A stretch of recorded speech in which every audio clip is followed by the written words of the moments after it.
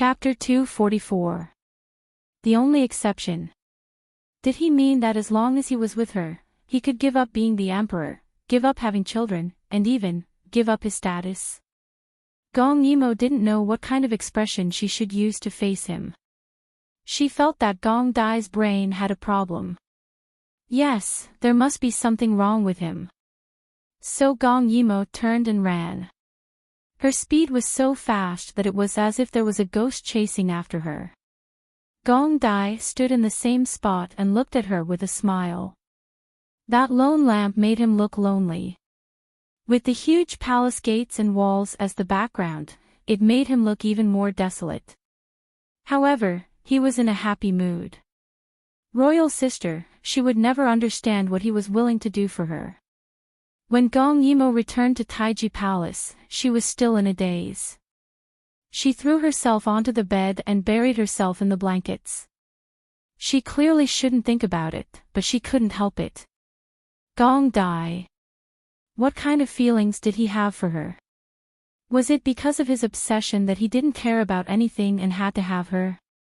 But she also felt that she seemed to have thought too badly of Gong Dai. But if she didn't think that way, how could she face him? Thinking of that pair of cold and emotionless eyes, she whimpered and almost pulled out her hair. The palace servants in Taiji Palace were originally trembling in fear, waiting for the new princess to lecture them. They didn't expect that she would ignore them. This made them feel relieved, but also a little uneasy. Sure enough, trouble came knocking on their door the next day. Gong Yimo was in a daze and felt that it was a little noisy. She had been thinking about all sorts of things last night until the wee hours of the morning and fell asleep without taking off her clothes. So now, she directly got up, tidied herself up a little, and walked out. Princess. A group of palace servants was already waiting outside the door. When they saw Gong Yimo get up, their originally anxious eyes lit up. The head of the palace servants quickly said, "Sorry to disturb, Princess. It's our fault. It's just that the Empress Dowager came, and they really couldn't defend either side." Gong Yimo saw that it was still early and that the Empress Dowager was still full of energy. She followed the palace servants and walked towards the source of the sound. At the same time, the emperor who was in the morning court also encountered the same problem. That was, the opposing memorials were fluttering like snowflakes. They all felt that his actions yesterday were unreasonable. Poor Yen, you died a horrible death, but that bitch became the princess. She's using you as a stepping stone to get to the top. Don't worry, I won't allow that to happen. The Empress Dowager ignored everyone's protests and stubbornly carried Long Hanyan's body over and blocked the entrance of Taiji Palace. This was something that had never happened since the founding of the country. In the end, she was still the emperor's biological mother. She knew that a monarch's words were not to be taken lightly, so she did not pressure her son. She would only give up if she pressured Gong Yimo to withdraw her title herself. Feng Gue Rongji, how could a bastard like Gong Yimo be worthy? As soon as Gong Yimo came out, she saw the Empress Dowager sitting in the imperial carriage with a twisted and angry expression. More than a dozen palace servants were trembling behind her. It was obvious that before Gong Yimo came out, she had already lost her temper. Gong Yimo looked at Long Hanyan's body blocking the entrance. Fortunately, it was winter, so she did not look scary. If it was summer, the Empress Dowager would not have the courage to sit here and watch. Kneel down. Seeing Gong Yimo come out, the Empress Dowager coldly shouted. What, now that you've become the princess, you don't put me in your eyes? Gong Yimo's line of sight moved from Long Hanyan to the Empress Dowager. His Majesty said that I have the right to not bow to anyone. In other words, whether I'm willing to kneel to you or not depends on my mood. The words that came out of her mouth were simply infuriating. The Empress Dowager felt that she had never met a person like Gong Yimo who was full of thorns and could not be dealt with. Ah, what a big tone. The Empress Dowager said to the people behind her, "Go, she's disrespectful to me. Slap her 50 times. Gong Yimo stood at the door and the palace servants behind her did not dare to speak. However, she did not have any scruples and even spoke indifferently. "Empress Dowager, even if you send all your private soldiers, if they can slap my mouth, then it's my loss." She blinked and very maliciously added, "Don't use your harem methods on me. I'm not an imperial concubine or palace maid. If you don't give me a reason to convince me, I won't give in." Her words angered the Empress Dowager. Rebel. Really rebel. Her eyes were wide open as her hand slapped the armrest. She looked at Gong Yimo ferociously, wishing that she could scratch her smiling face. But she could not do anything to Gong Yimo. She now understood that when Gong Yimo was still a commoner, she could not take her down. Now, it was even more impossible. So she had to change her original intention and settle for the second best. "Good, you're right. You don't want to be punished. Aijia will not punish you." The Empress Dowager's line of sight fell on Long Han Yen, finally carrying some sorrow. Last night, Yen appeared in Aijia's dream, saying that she died a terrible death and her resentment could not be appeased. She wanted revenge, blood for blood.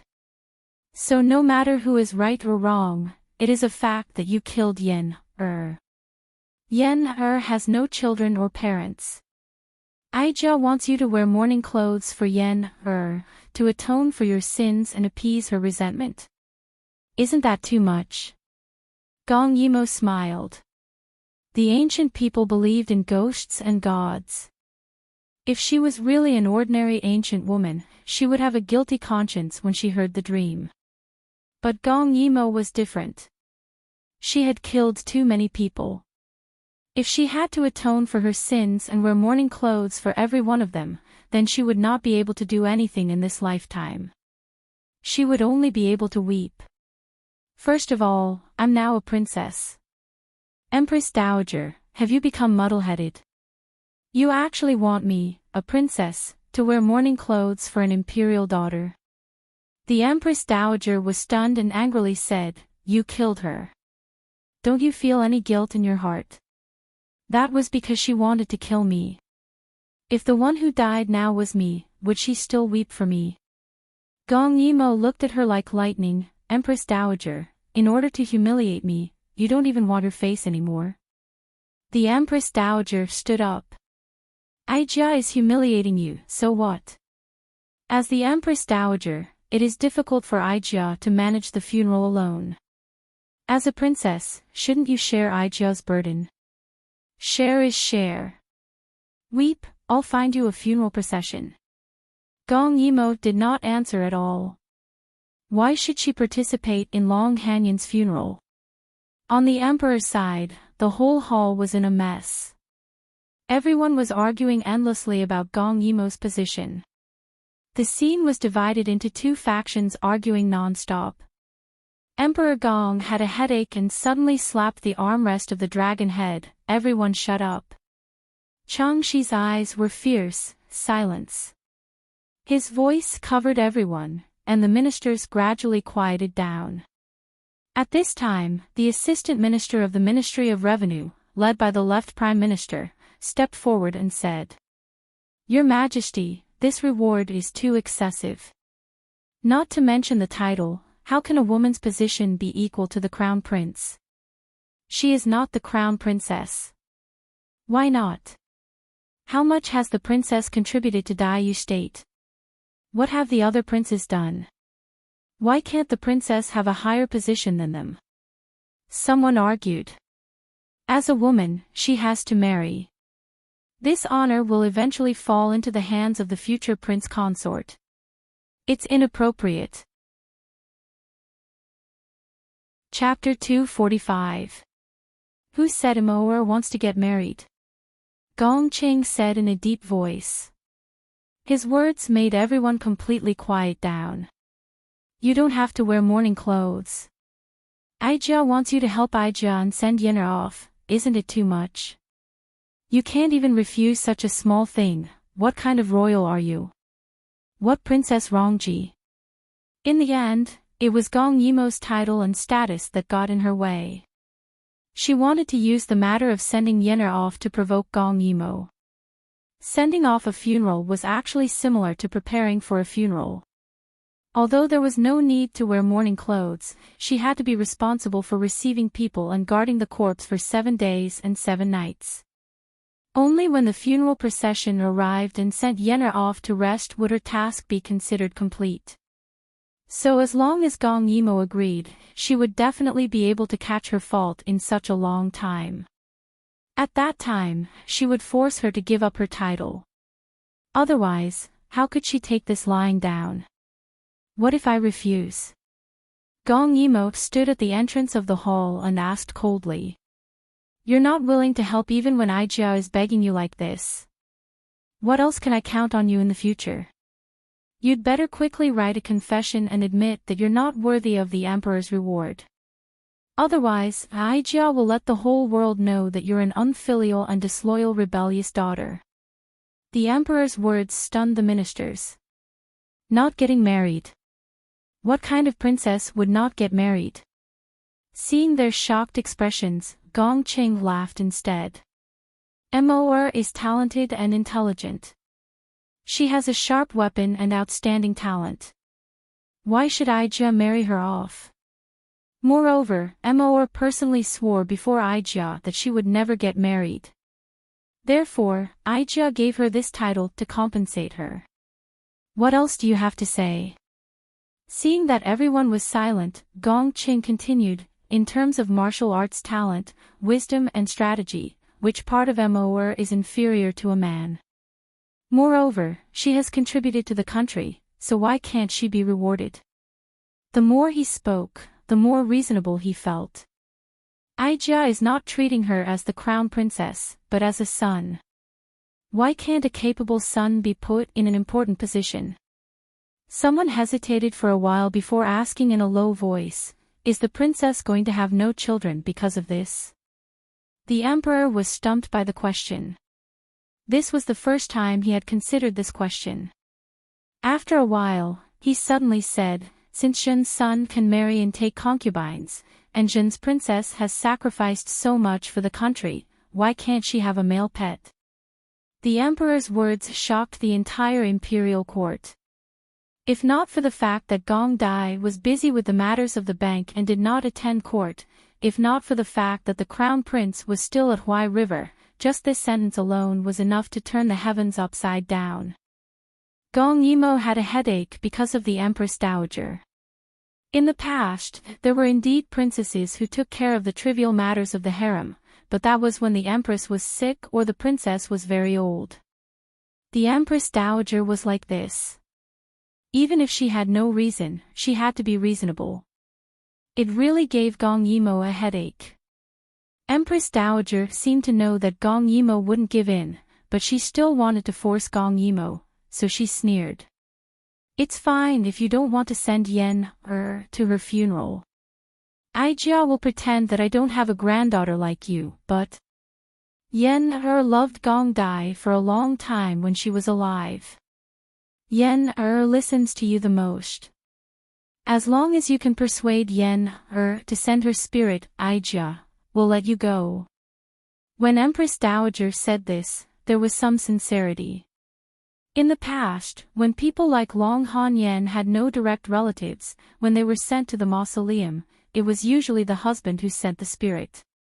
For those who were not married, there were also some who let their brothers do it, but it was never Gong Dai's turn. So when Empress Dowager finally made this request, it could be considered as her last attempt to make things difficult and compromise. Since she couldn't take down Gong Yimou now, she could only think of another way. And Gong Dai sending the spirit, it could be considered as fulfilling Yen'er's last wish. So, it seemed that there was still some compassion. But these words made Gong Yimou a little unacceptable. If I don't send Long Han to her funeral, you want me to persuade Gong Dai to send her spirit? Empress Dowager sneered, what, you can't even do this. No matter what, Yen is still you and Gong Dai's cousin. You have the obligation to send her on her last journey. If you can't even do this, what qualifications do you have to be the princess of Rongwa? So cold-blooded, aren't you afraid of being criticized by the world? This was also her last request. If Gong Yimo couldn't even do this, then she didn't give her face. Originally, she didn't want to mention this, because although Gong Dai had the obligation to send Long Han Yen on her last journey, he was definitely not the one who sent the spirit. He could only be regarded as a guest accompanying. But when she thought of how much Long Han Yen liked Gong Dai, Empress Dowager couldn't swallow this breath. She had to use this matter to make things difficult for Gong Yimo. Gong Yimo suddenly smiled. She took out a bottle of wine from her arms and drank a mouthful. In fact, her best choice now was to agree to Empress Dowager's request. Because she had just been conferred the title and hadn't held the title hall yet. It was not suitable to cause any trouble. Enduring and retreating was the best choice. Besides, letting Gong Dai send the spirit to Long Han Yen was not a loss to him. She could also temporarily let Empress Dowager keep the peace. They could compete in the future. But when she thought that people who didn't know the inside story would think that Gong Dai was Long Han Yen's husband or close relative, she felt very uncomfortable in her heart. It was obvious that she wanted to kill her, but she was killed instead. She could only say that she asked for it. Why did she have to swallow this breath? Gong Yimo couldn't figure it out. At this time, Empress Dowager could no longer bear it.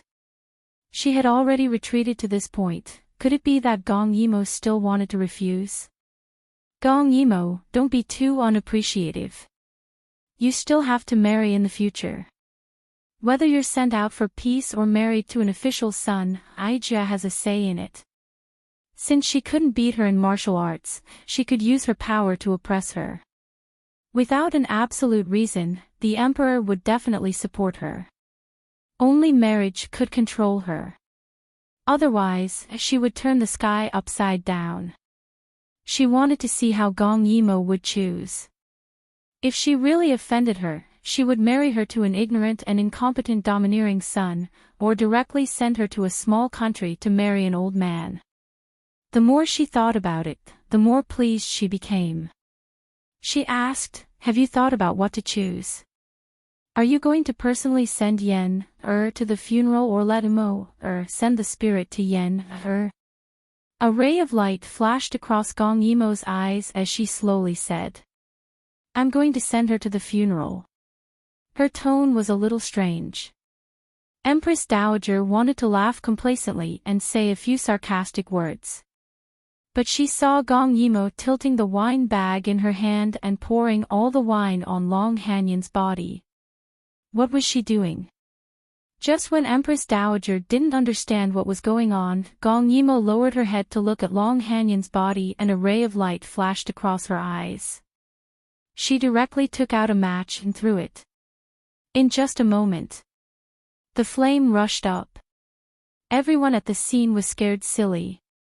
Luckily, Empress Dowager had cushioned Long Han Yen's body with so much silk. When it came into contact with the fire, Long Han Yen's figure was instantly surrounded by the flame. In this kind of winter, it burned into their hearts. Was Gong Yimo crazy? She actually burned Long Han Yen's body in front of her own palace. One had to know that in ancient times, it was a taboo to not be buried in peace. And Dayu State had existed for so long. No, let's not talk about Dayu State. Throughout history, they had never seen anyone as terrifying as Gong Yimo. She must be crazy. Chapter 246. Ah! The Empress Dowager, who only reacted belatedly, screamed and rushed over. In Dayu State, only those who committed crimes would be cremated. It meant that they would be burned to ashes. Hence, when she saw this scene, her eyes turned red. She wanted to skin Gong Yimo alive. Gong Yimo raised her head and poured the wine into her mouth. Some of the wine dripped down and was swallowed into her stomach. Looking at the panicked palace servants and the Empress Dowager, who was about to go crazy, Gong Yimo smiled slightly. At this moment, her smile was covered by the flames. She was no longer as calm as before. Instead, she had the demeanor of a Yama from her previous life. In her previous life, no one dared to force her to do this. Everyone who stood in her way was dead. She personally ignited the pit of corpses and burned the sky red. Even the powerful and wise King Lu Yi was burned by her in the end. There were no corpses that she did not dare to burn. Didn't you want me to send her off? This is my way of sending her off. Her tone was light as she smiled faintly. However, when she looked at everyone, the murderous aura and arrogance on her body made everyone tremble. Almost all the palace servants subconsciously knelt down and prostrated themselves at her feet. Even the Empress Dowager, who was so angry that she lost her mind. At this moment, she seemed to be shocked by her words and was speechless for a long time. Killing one was a crime, killing 10,000 was a hero. What about killing 100,000 people? She was full of murderous aura and surrounded by the cries of resentful ghosts. Beneath her feet was a raging hellfire. That domineering aura of slaughtering the world was accumulated by her trampling on the 4 countries. These ignorant women and children could not possibly withstand it. The Empress Dowager only felt dizzy. The person supporting her trembled and almost knelt down. She also could not withstand Gong Yimo's terrifying aura. That gaze seemed to want to kill her. Hence, she hurriedly kicked the palace servant beside her and said in a trembling voice, Why are you still standing there? Go and call the emperor. Gong Yimo is going to kill someone. In the imperial court, because of Gong Cheng's words, all the ministers were arguing endlessly. For a princess to have a boy toy was a despicable thing. If Gong Cheng really allowed Gong Yimo to have a male pet, what would the world think? They would only think that the emperor doted on the princess to the point of muddle-headedness, right? But Gong Cheng had made up his mind. Gong Yimo would definitely have her own child. She was so smart, her son would definitely not be bad. As for male pets, Gong Cheng believed that with Gong Yimo's personality, she would never indulge in male charms because there was no desire in her eyes. In fact, there were many times when he felt that she had no desire. Therefore, he rejected all suggestions and decided that Gong Yimo would be the first princess in the history of Dai Yu State to be able to openly have a male pet. Just as he was feeling proud of this idea, someone came to report in a panic and whispered the reason in Chang Shi's ear. Chang Shi was shocked and quickly said to the emperor, Your Majesty, it's not good. The princess wants to kill the Empress Dowager. This time, even the emperor was scared silly. When the emperor hurried to the imperial harem, he saw that the scene in front of him was very calm. The expected massacre by Gong Yimo did not happen. He breathed a sigh of relief, but he did not understand why his mother would ask someone to pass on such a message. What he did not expect was that when Gong Yimo's gaze swept across her body, the Empress Dowager really felt as if a knife had slashed across her face. She really thought that she was going to die. And now, the scene in front of him was really a bit strange. Gong Yimo sat on the threshold of the Taiji Palace's entrance. In front of her, something was burning fiercely. It reflected her red face, but her eyes were a bit dull. The Empress Dowager was sitting in the imperial carriage far away, her face pale. Looking at Gong Yimo's eyes, there was a bit of fear. What had happened here? What was that thing that was burning? Such a big fire, why did no one put out the fire? Where did the smell of burnt flesh in the air come from? The emperor would never have thought that Gong Yimo would burn a princess's corpse in front of his palace. He did not think of more. When the Empress Dowager sent someone to find the Emperor, her heart was filled with anger. It was as if her throat was being choked, unable to release it. She was after all one of the Empress Dowager's people. She did not dare to do anything to Gong Yimo, but could she not save Long Hanyon's corpse? So she looked at Gong Yimo with some fear and ordered the people kneeling beside her to put out the fire and save Long Hanyon's corpse. Who knew that after she kicked a few times, no one dared to move? Did they dare to move? Gong Yimo was standing in front of the fire. If they dared to go over, the princess might dare to burn them alive. Gong Yimo saw that the fire was not strong enough and lightly ordered, "Go and find some firewood." Almost as soon as she said that, even though they knew that they should not do so, the palace servants behind her hurriedly went to carry the firewood. Then Gong Yimo asked them to throw it all in. If they wanted to burn, they should burn it cleanly. After death, the soul would be lighter. Gong Yimo's actions almost made the Empress Dowager faint from anger. She fainted from anger and was helped to the open door of the imperial carriage by someone who pinched her philtrum. After a while, she regained her breath but could not say a word.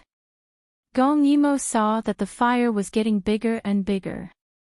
She looked at the flames and read the entire Ksitigarbha Bodhisattva's original vows sutra word by word.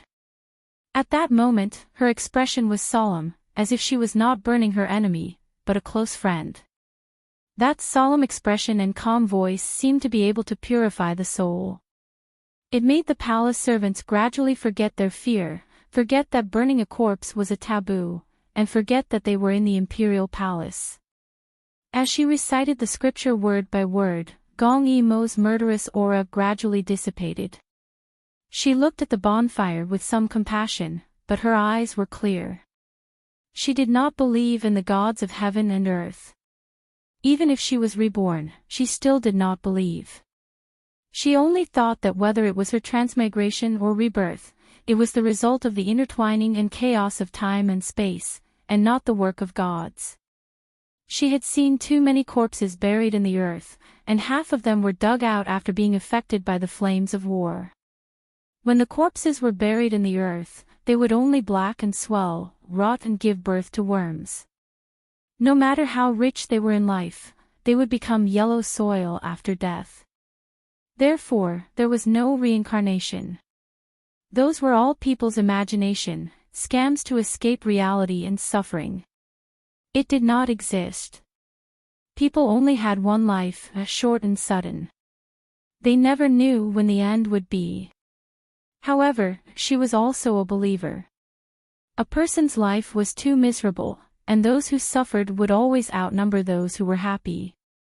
If there really was a place that could let people who suffered a lifetime to start anew, then she sincerely hoped that that place really existed.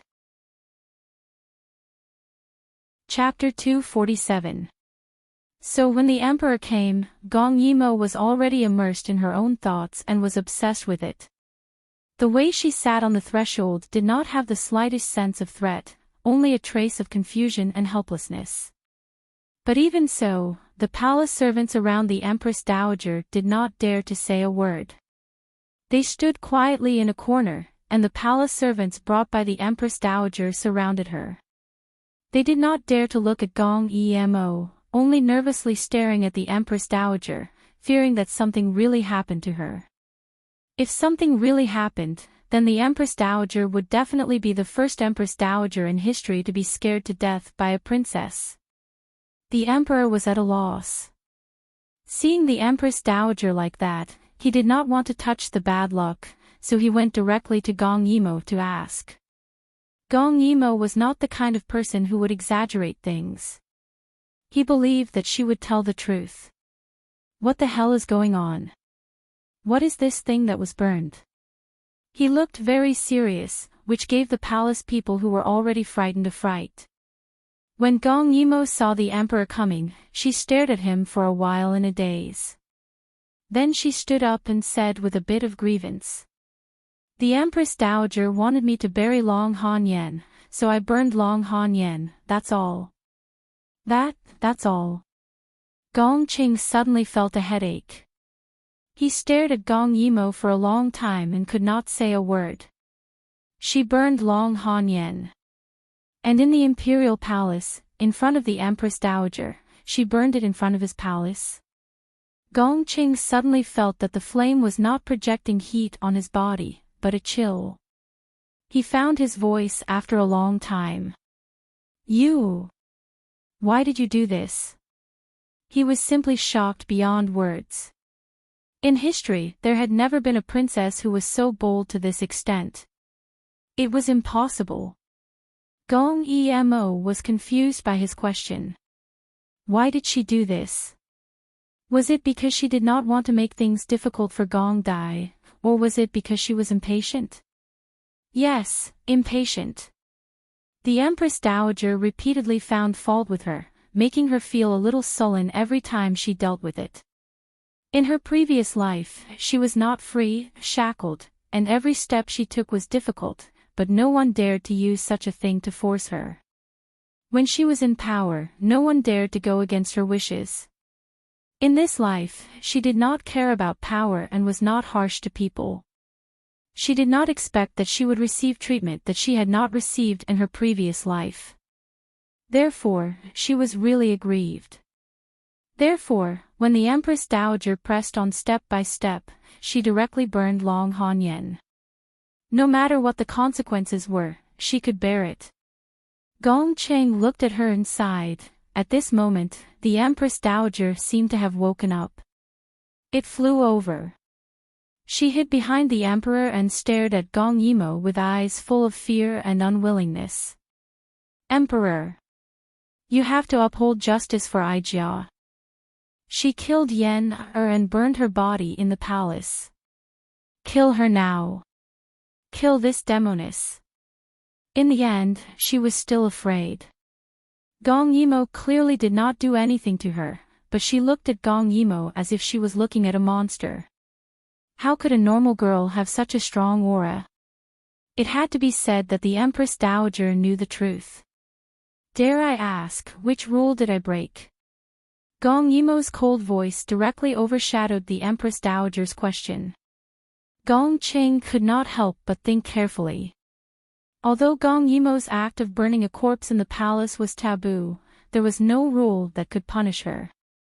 So, she made such a big movement and scared so many people, but she did not commit any crime. This question also stumped the Empress Dowager. She looked at the palace people behind her blankly and then gritted her teeth. She destroyed the imperial family's body and disrespected the corpse. She will anger the gods. She also set fire in the palace, which is a heinous crime. But Gong Qing shook his head. Disrespecting the corpse was not enough to punish Gong Yimo. The only thing that could be done was to set fire in the palace, and it was very reluctant. Seeing his own mother frightened like this, Gong Qing was speechless. But in the end, she was his mother. Although Gong Yimo did not touch her, she should suffer a little. Otherwise, she would be lawless in the future.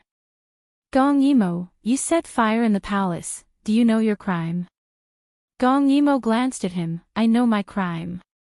Gong Qing frowned, in that case, Jin will punish you by grounding you for 7 days and copying the Book of Reincarnation for Yen.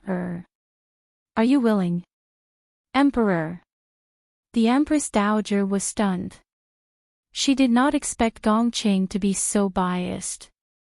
She did such an excessive thing, but he only grounded her and made her copy the Book of Reincarnation. Gong Yimo glanced at the Empress Dowager faintly. With just a glance, she silenced the Empress Dowager. She then said lightly, I'm willing. Gong Qing sighed. He was really not biased. Although Gong Yimo did wrong, which of her crimes could be punished? Destroying the imperial family's body. She had already burned it. How could he let Gong Yimo, a princess, be buried with the imperial princess? So he said again, come, send the Empress Dowager back to the palace. In addition, send an imperial physician to take a good look at her. I'm afraid she has been frightened.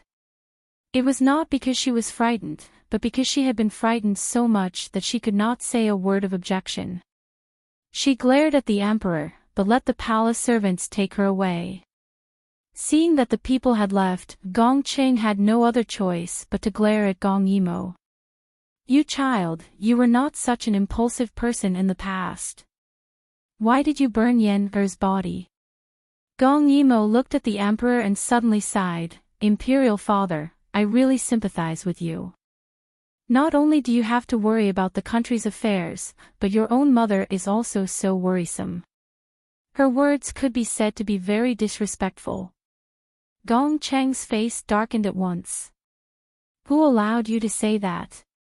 He said fiercely with a fierce face. Gong Yimo pulled his hand and shook it. Finally, a smile appeared on her face. But it doesn't matter, I will share your worries in the future. Her tone was light, and her eyes were clear. Gong Cheng's face could no longer remain stiff. How many years had it been since Gong Yimo acted like a spoiled child to him? She had a magical power that could make people who had not seen each other for a long time not feel a trace of estrangement, as if the separation was just yesterday. Thinking of Gong Yimo's sorrowful words on the giant ship, thinking of her 3 years of wandering outside and hiding her identity, Gong Cheng could not say a harsh word. Unexpectedly, he was pulled by Gong Yimo to Taiji Palace for lunch. It was just that the fire at the door was really uncomfortable, so Gong Yimo ordered people to collect the ashes after the fire was put out and send it to the Empress Dowager. Gong Cheng did not think so much. He still thought that Gong Yimo had the intention to admit her mistake. But he would never have thought that the Empress Dowager, who had just recovered and had no time to get angry, fell ill again when she saw the ashes sent by Taiji Palace. This time, she was really ill, and very seriously. But that was also a story for later. Gong Cheng looked at Gong Yimo eating very happily, and his heart was full of heartache. He only thought that Kim Yoon did not give her delicious food to eat. No wonder Mo did not like him and said that she would not marry for life so straightforwardly. Suddenly thinking of something, Gong Cheng suddenly smiled and said to Gong Yimo, today's court meeting passed a matter related to you. What's the matter? Gong Yimo did not raise her head. Gong Cheng felt a little embarrassed at this time and hesitated. Do you want to have a male pet? Chapter 248. Gong Yimo almost spat in his face. Did she hear wrongly? Why did she feel that Emperor Gong Cheng's 3 views were not right after coming back this time? What did you say? You said, a boy toy. Emperor Gong Cheng nodded seriously. In today's court assembly, the ministers have opinions about your title, so Jin said that you will never marry. He glanced at Gong Yimo and saw that there was no expression on her face, so he was relieved and continued. Some ministers mentioned the issue of your children. Jin also feels that it is a pity that you will never have a child. In fact, Emperor Gong Cheng also had his own thoughts. Although Gong Yimo said that she would never marry, she was still an inexperienced young girl.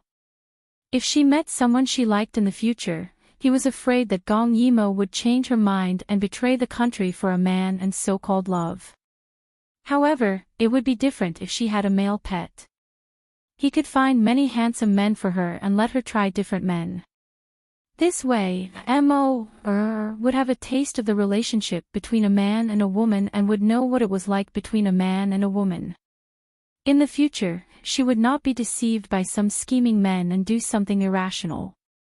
Gong Yimo did not know that he was thinking so much for a moment, so she just asked in bewilderment, You said that the ministers unanimously agreed, you didn't lie to me?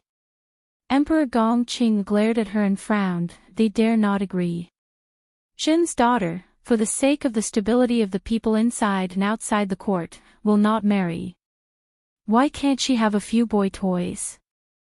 Gong Yimo knew that this was only Emperor Gong Cheng's decision. She suddenly thought of Dai Yute State's eldest princess, Gong Hanyue, who was scolded by Emperor Gongqing for finding a boy toy. For a moment, she felt embarrassed. Now that the eldest princess was married, she did not know who she married and did not pay attention to it. Emperor Gongqing seemed to have also thought of his eldest daughter's matter.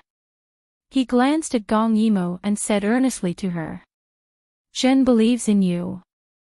You can't indulge in men like Hanyue. Understand?" "Understood." Gong Yimo answered subconsciously, then quickly changed her words, "Wait.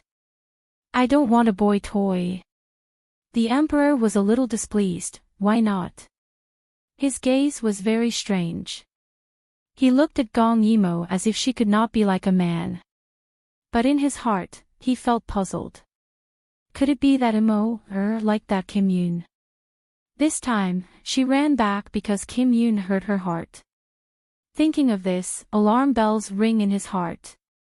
All of Gong Yimo's objections were blocked in her throat. "No, this matter is settled. You're so smart, your children's children's children." At the same time, he secretly made a decision in his heart. Regardless of whether Gong Yimo really liked Jin Yun or not, it didn't matter. He could bestow a few more smart and handsome boys. She had little contact with men, so it was inevitable that she couldn't let go of her feelings. However, he believed that once she had more contact with men, no matter who she had in her heart before, she would be able to let go. That's his ants. Gong Yimo wanted to kneel in front of him. But Emperor Gongqing was so resolute.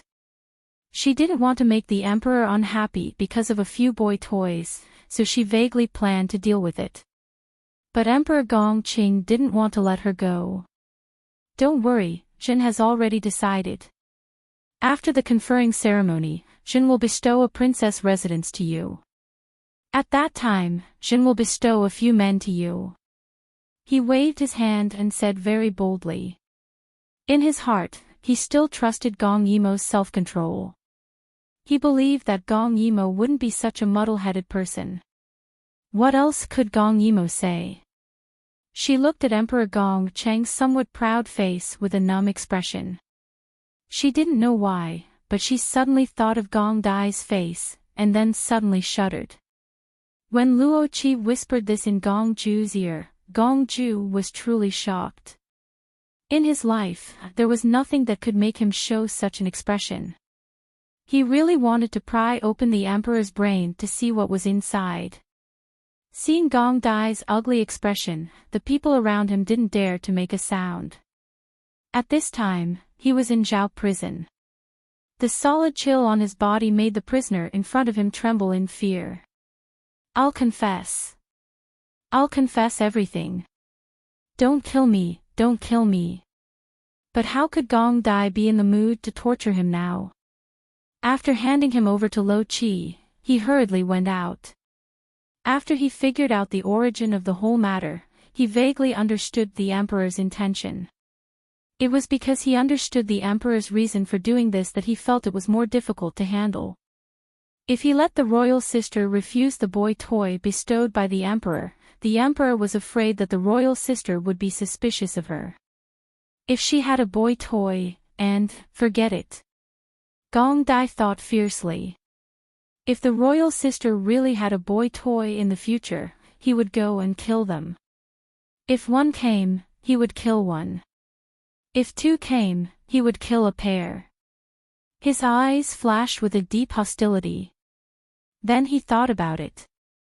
As men, since they wanted to serve people so much, he might as well fulfill their wish. He would sell them all to the men's brothels and let them enjoy themselves. With this idea, he could imagine how pitiful the boy toys in the princess residence would be in the future. They would live in an abyss of suffering every day and live a wonderful life. The next day, the weather was gloomy. Gong Yimo had just woken up when she heard a bad news. That was, the Empress Dowager was sick, very sick. But the Empress Dowager said that her illness was caused by Gong Yimo burning Long Hanyun's body in front of her. It was Long Hanyun's resentment that caused her to fall ill. Therefore, she said that Gong Yimo was an inauspicious person.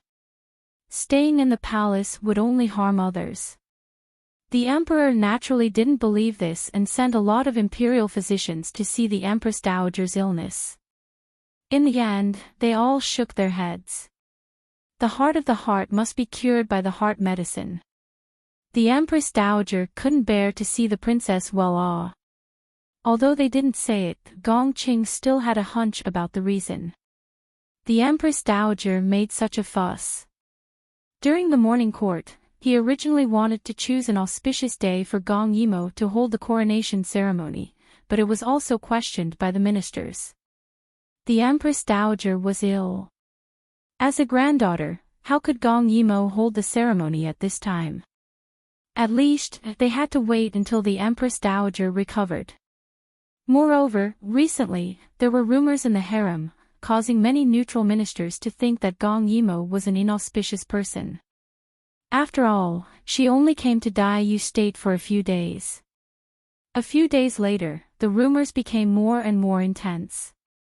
When the person involved, Gong Yimo, heard this, she was reading in Taiji Palace. Hearing the palace servants worriedly talk about those rumors, she smiled carelessly.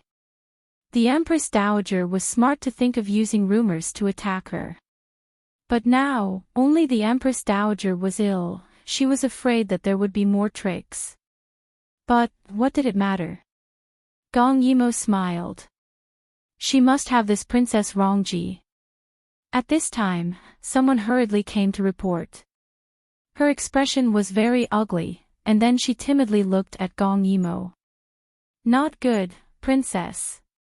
The Empress Dowager ordered you to take care of the Empress Dowager. Chapter 249. Serve the sick. Gong Yimo put down the book. Why do you want me to go? Did His Majesty agree? Logically speaking, the Empress Dowager was ill, so the Empress and the concubines should be the ones to serve her. Since they came to the door, the Emperor must have agreed. Sure enough, the servant said, His Majesty sent a verbal order, saying, Princess, you should give in to her. Gong Yimo smiled. She could probably imagine Emperor Qing being pestered by the Empress Dowager's people and helplessly agreeing. Her eyes flashed, I'll serve the sick. As long as she's happy, how can I, as her granddaughter, not cooperate? As she spoke, she smiled, revealing her small canine teeth. Her appearance, for some reason, made the servant tremble and couldn't help but sympathize with the Empress Dowager. When Gong Yimo went to the Empress Dowager's palace, she found many people there. After all, the Empress Dowager was ill, and many concubines came to ask about her well-being. When the Empress Dowager saw her, her eyes were filled with fear. Later, she thought of something and glared at her fiercely. At this time, Imperial Concubine Long smiled and said something in the Empress Dowager's ear. The Empress Dowager nodded, and Imperial Concubine Long left with the others. Only Gong Yimo stayed. All of you, get out.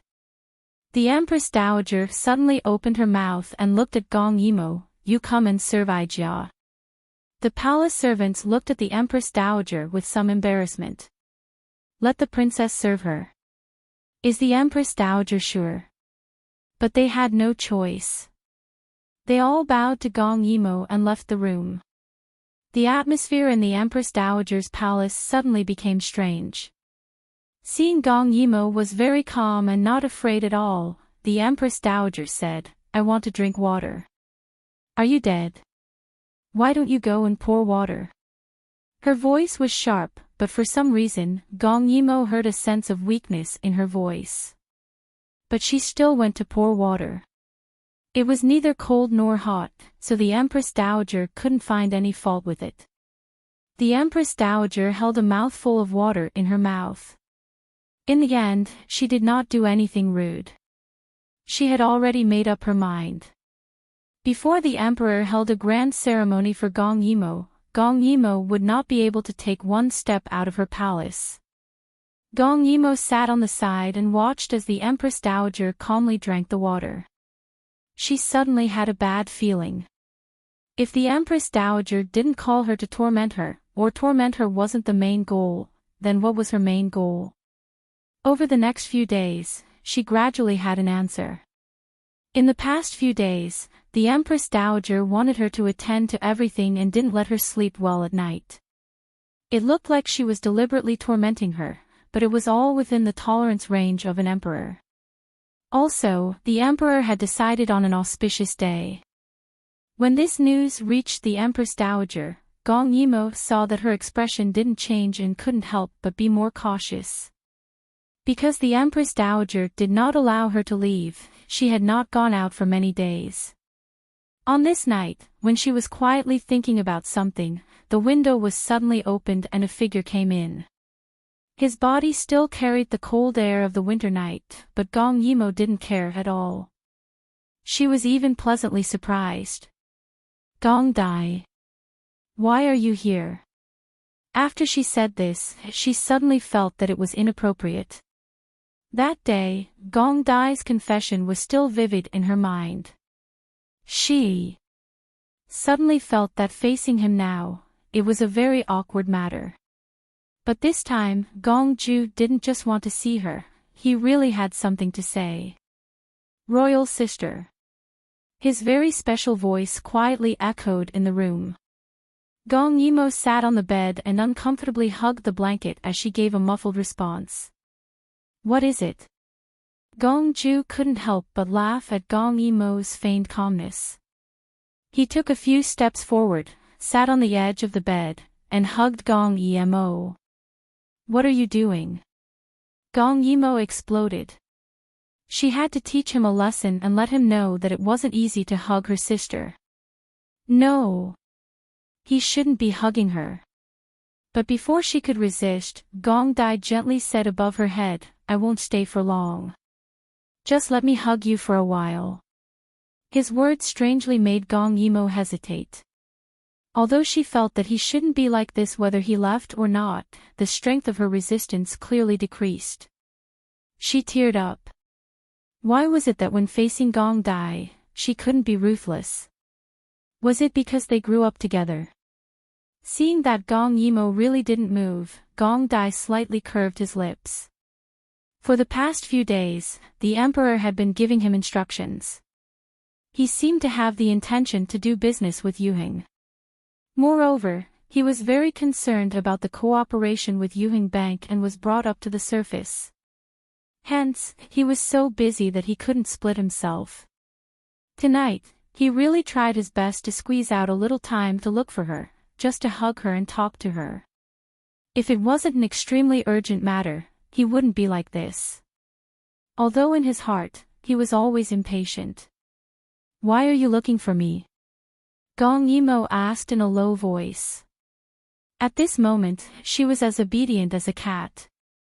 She was vigilant and docile as she lay in his arms. That soft voice made Gong Dai want to push her down on the spot. Although she didn't go out recently, Gong Dai hadn't appeared for a few days. She could vaguely guess that he was very busy and what he was busy with. "Royal sister, you have to be careful of the Empress Dowager." Gong Yimo pursed her lips disapprovingly. "Why?" Gong Dai gently stroked her hair and said in a low voice, "Because the auspicious day 3 days later was chosen by the Empress Dowager." Gong Yimo heard this and raised her head. This action made her hair gently scratch his chin. Gong Dai lowered his head and her delicate little face was right in front of his eyes. At this moment, she blinked and asked in a daze, "That's all? What else is there?" That serious little appearance, as if she wasn't imprisoned in his arms, but was sitting in the imperial court and seriously asking questions. His royal sister was really lacking in some aspects. Gong Dai's Adam's apple moved. He restrained his impulse and said in a low voice. "In short, these days, she must have some ulterior motives for keeping you here. You didn't eat the food here, right?" Gong Dai was still very relieved about this, because Gong Yimo had a magical space. His royal sister wouldn't be so unguarded. However, because he was worried, he still asked. Gong Yimo shook her head with certainty. They didn't let me go. I knew they definitely didn't have good intentions. I didn't even drink a mouthful of water from them. Good girl. Gong Dai couldn't help but lightly plant a kiss on her forehead. This kiss made Gong Emo suddenly lose her voice. She could feel the soft and clean touch of his lips, just like that day when she bit him. She could still remember the soft and bouncy taste of his lips. No, no, no. What the hell was she thinking? She hurriedly pushed Gong Dai. Didn't they agree to just hug? Who allowed him to kiss? Gong Dai was pushed away and couldn't help but laugh. He felt more and more clearly that his royal sister was accepting him. It was because of this that he didn't dare to push too hard. He only dared to be gentle, careful, and occasionally provoke her a little to satisfy his desire. However, her angry look really made his heart itch. Even though he knew he shouldn't, Gong Dai still leaned closer and asked softly.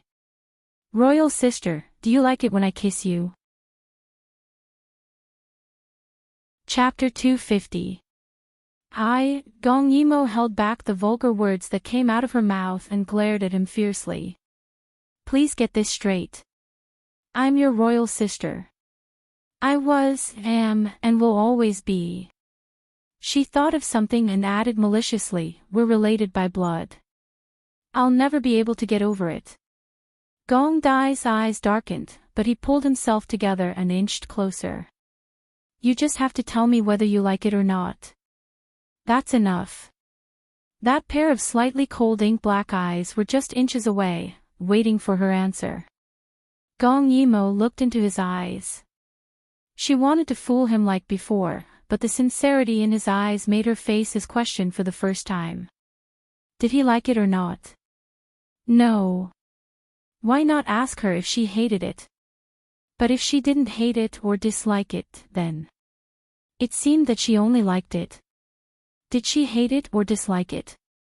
Gong Yimo looked at his thin and soft lips and thought back to when she was kissed. How did it feel? She seemed to have forgotten it. Gong Dai's eyes stared deeply at her lips.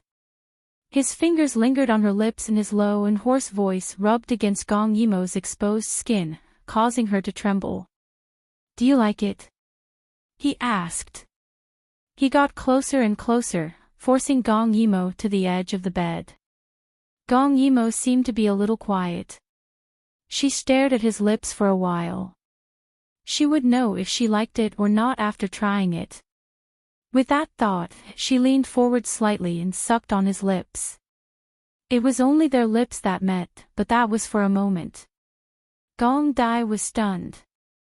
His eyes were wide open, as if he was wondering if this was a dream. His lips always had a hint of mint because she had made a lot of mint powder to help him wash up. But now, it tasted sweet. The soft touch between her teeth made Gong Yimo a little addicted. She carefully licked his upper lip, then gently nibbled on his lower lip. She even teased his teeth. Her actions were very bold. Originally, she only wanted to touch him for a moment to feel it. But later on, these actions were all done subconsciously. It was undeniable that he tasted very good. Gradually, Gong Yimo felt Gong Dai's heartbeat quicken. She suddenly woke up from her addicted state. She took a step back and tried to leave. But how could Gong Dai allow her to escape? He immediately caught up to her. He pushed her down on the bed and forced her to continue what she was doing just now without giving her any chance to explain. It was as if they were engulfed in flames. That scorching heat burned their bodies. The heat made them feel as if their clothes were being torn apart. In this entanglement, Gong Yimo finally understood one thing, and that was, she did have feelings for Gong Dai. She actually had feelings for a child that she had single-handedly taken care of. This realization caused the string of shame in her heart to snap. She suddenly pushed Gong Dai away. At this moment, Gong Dai was on top of her, panting slightly. His eyes were watery, as if he was wondering why she had pushed him away. Didn't she take the initiative? She must have feelings for him. Thinking of this, Gong Dai's heart was filled with joy. This kind of happiness called mutual love made him so happy that he wanted to go crazy. Gong Yimo's eyes became incomparably cold once again. After recognizing the feelings in her heart, she couldn't lie to herself anymore. She wanted to cut it off. This was wrong. She had feelings for Gong Dai. It was an extremely shameful thing. It was something that her morals couldn't tolerate. She didn't mind other people having a relationship with a younger man. But when it happened to her and Gong Dai in such a situation, it really made her feel so awkward that she couldn't accept it. Don't do this in the future. Gong Dai's eyes were still staring at her lips. His heart was filled with sweetness and desire. When he heard her words, he still couldn't come back to his senses. What did she mean by don't do this? Gong Yimo closed her eyes. At this moment, Gong Dai was on top of her. The words of rejection were hard to say. Don't hug me in the future, and don't kiss me anymore. This is wrong. Maybe, you don't have ethical scruples because of my miscalculation when you were growing up, but I do. Gong Dai was a little flustered. Why did she suddenly reject him again? I can't stand doing this with my biological younger brother. I can't stand that I actually have feelings for you. Why? Gong Dai's voice trembled. Wasn't it enough as long as both of them loved each other? Why did she still reject him even though she had clearly loosened up? When Gong Yimo thought about how the world would look at her with those strange gazes, just like in her previous life, and how they would mercilessly despise and spit at her, she felt a chill in her heart. She was now the princess of Dai Yu State. In the past, she hadn't thought about this problem in detail. But when she really started to face her own heart, she realized how scary this matter was. In everyone's hearts, she was the one who brought Gong Dai out of the cold palace, raised him, and took care of him. She was Gong Dai's biological sister from a different mother. In the hearts of those who knew, they knew that she wasn't just Gong Dai's sister. She was also his teacher, mother, and friend.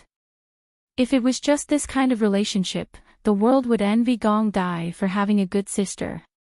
But once their relationship went beyond this boundary, it didn't matter if she was reviled and called shameless by the world. But Gong Ju, whom she had invested so much of her heart and soul into, in her eyes, he should be the most outstanding person in the world. She shouldn't bear the infamy of having sex with him. She shouldn't hand over such a dangerous weakness to the enemy. So, give up. There was no such thing as an impenetrable wall. Once they crossed the line, someone would know. That hateful gaze from her previous life. She didn't want to experience it again. Seeing that Gong Yimo didn't answer, Gong Dai propped himself up slightly and asked again, why? This time, he was much calmer, but his eyes were cold. Suddenly, the corners of his mouth curled up strangely. Because of Kim Yoon. Gong Yimo was stunned. Gong Dai looked into her eyes and said slowly in a low voice. Gong Shi told me that you were together with Kim Yoon in Yuhing for 3 years. The last 2 words were inexplicable, but they made Gong Yimo's heart jump for no reason. No, royal sister. He got up and looked at her from above. He seemed to find it stuffy, so he pulled open his collar a little. She couldn't understand the darkness in his eyes. I don't care who you know, what happened, or what past you had. But, now that you're by my side, you can't reject me. Otherwise, I don't know what will become of me. He finished speaking very calmly, but his tone was dangerous, making the air turn cold. Just then, someone knocked on the window twice. It was probably someone reminding Gong Dai to leave. Time passed so quickly. The time they spent together was always so short. Gong Dai lowered his head and bit Gong Yimo. Gong Yimo seemed to wake up from a dream. She opened her eyes and said softly, "There's nothing between us, I know." Gong Dai leaned close to her face and chuckled. His gaze made Gong Yimo's scalp tighten. She felt like running away. "I know there's nothing between you, so I can be so calm now. Royal sister. Don't run away anymore. Follow your heart and don't try to reject me again." With that, he got up and left. The air seemed to come alive. Gong Yimo gasped for breath. Looking at his back, she felt sad for no reason. He was sad. Chapter 251. Time passed very quickly. In the blink of an eye, tomorrow morning was the big day of the coronation. So no matter how unwilling she was, the Empress Dowager had to let her go tonight. She seemed to be in better spirits recently, but it was not because of the medicine, but because she was in good spirits. The only thing that could make her so happy was that Gong Yimo was about to be unlucky. Although Gong Yimo could not guess her plan, she still went back fearlessly. When she was far away, an old mama by the Empress Dowager's side said hesitantly, "Seeing that she is so unguarded, there shouldn't be a problem tomorrow." The Empress Dowager said gloomily, "What problem can there be? Xiangxiang is too cautious. She can't go out at all these days and can only eat the food that Ijia specially prepared for her. It's impossible that she hasn't been poisoned by the inverse cultivation powder. She hasn't used her power yet, but once she uses force, her meridians will flow backward and she will die. She will die a miserable death." The Empress Dowager laughed. Gong Yimo actually wanted to sow discord between her and Xiangxiang. She even said that she killed Yen'er because Gong Shi abandoned Yen'er and left. Fortunately, Xiangxiang specially explained. Otherwise, they would have fought among themselves. This Gong Yimo was really vicious. When Gong Yimo returned to Taiji Palace, it was already very late. When she returned, the palace servants who had been eagerly waiting for her hurriedly came to greet her. Gong Yimo had been gone for so long and they were still very worried. After all, Gong Yimo was still young and her status was there. No matter how powerful she was, she could not do anything to the Empress Dowager. Gong Yimo waved her hand, "I'm fine." She just wanted to wash up and sleep. The Empress Dowager was quite ruthless. For her plan, she kept her until the second watch period before releasing her. The palace servants were a little hesitant. "Princess, don't you want to try on the court robes that you will wear tomorrow?" Because the crown and court robes would only be delivered tonight, the palace servants were a little worried. Many things could not be seen on the surface, so they wanted Gong Yimo to try it on. However, Gong Yimo was very sleepy now and refused. After washing up, she fell asleep. She had to wake up early tomorrow and she really did not have time to delay. So the palace servants could only give up. The night passed by quickly. The day that everyone in the world had their eyes on was about to arrive. Gong Yimo herself might not have felt anything, but once the news of her wanting to be reinstated spread, it caused an uproar. In order to celebrate, the emperor announced early on that Gong Yimo would ride the golden carriage around the city. Therefore, the girls prepared handkerchiefs, and the commoners also prepared fruits and flower petals that were extremely rare in winter. The students occupied the best viewing positions, and insisted on witnessing the grand occasion so that they could write a song that would be passed down through the ages. Even every household hung up red lanterns prepared for the new year in advance to express the festive mood. The Taiji Palace was also very lively. The palace servants were coming in and out, appearing to be very busy. When they were in Rao City, Gong Yimo didn't have to worry about the accompanying offerings, rewards, and honor bestowed by the emperor. However, she was already very tired just by dressing herself up. She put on layers of court attire. The golden embroidery with the moon yellow base made it look like the bright yellow of the emperor's dragon robe at first glance. Half of her hair was tied up, and the other half was hanging down. Then, she put on a pure gold crown. There was a string of pearls behind her head, which complemented her hair. When the string of pearls collided with the string of pearls, it made a muffled sound. Her skin was naturally good, so she naturally didn't need to put on any fat. She just put some rouge on her lips and drew an exquisite pattern in the middle of her forehead. Just by dressing up like this, her small face was extremely dazzling. Nothing could be more beautiful. Moreover, after wearing the rigorous court attire and the crown, her deliberately restrained aura was invisibly magnified. At first glance, the princess in her court attire was actually more imposing than the empress in her phoenix coronet.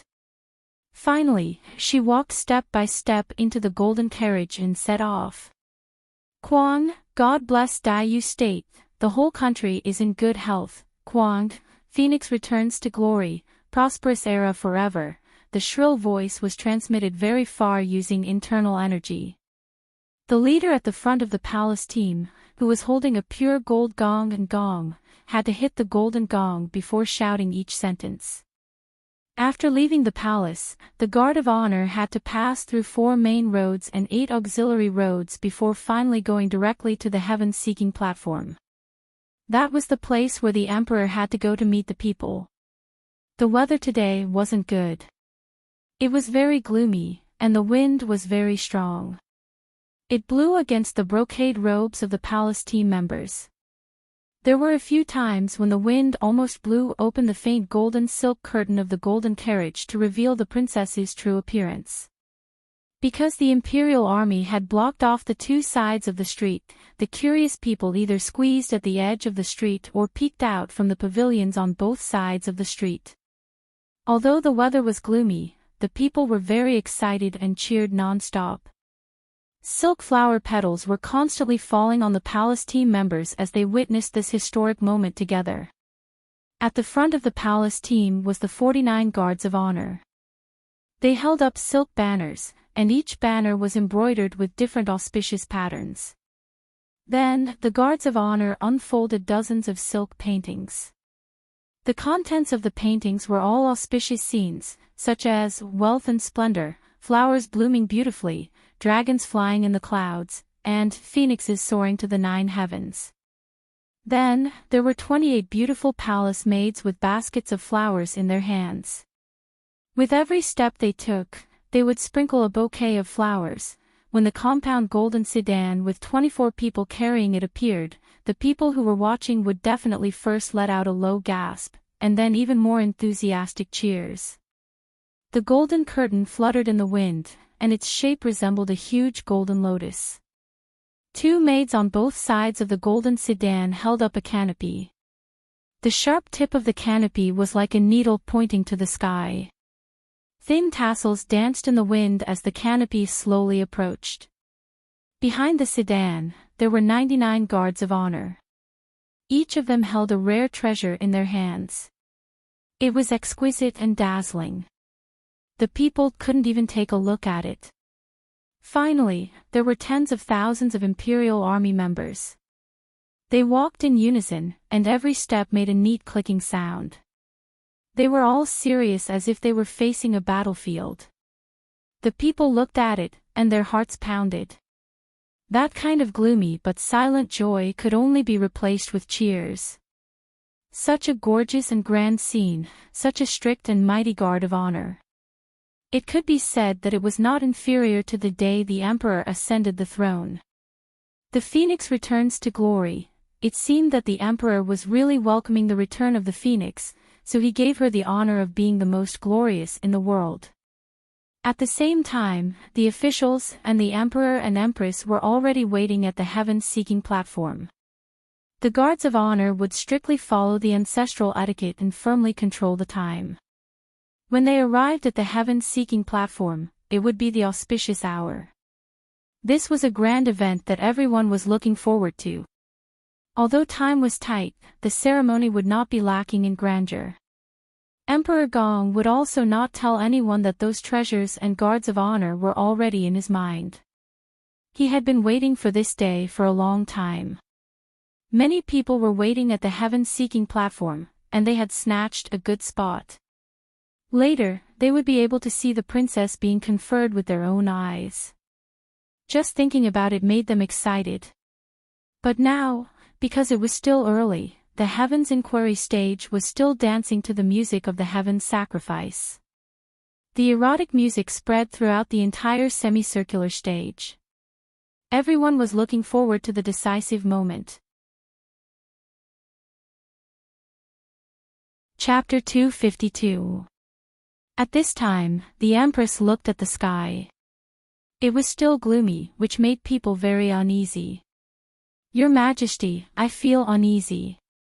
The Emperor patted her hand and comforted her. It's okay. I've asked the Imperial Astronomer. Today is indeed a rare auspicious day. It can be said that it's a once-in-100 years opportunity. Otherwise, I wouldn't have let Mother arrange it. Not far away, the Empress Dowager sat there with a sneer. Her eyes were staring at the heaven-seeking platform in the middle of the field, as if she was looking forward to a good show. Gong Yimo had been resting with her eyes closed. She felt that there would be a good show waiting for her today, but she couldn't figure out what the problem was. At this time, the Guard of Honor had reached the end of the main road. Everything was going smoothly, and the people were in high spirits.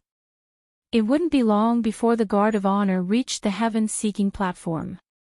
Hopefully, things would go smoothly.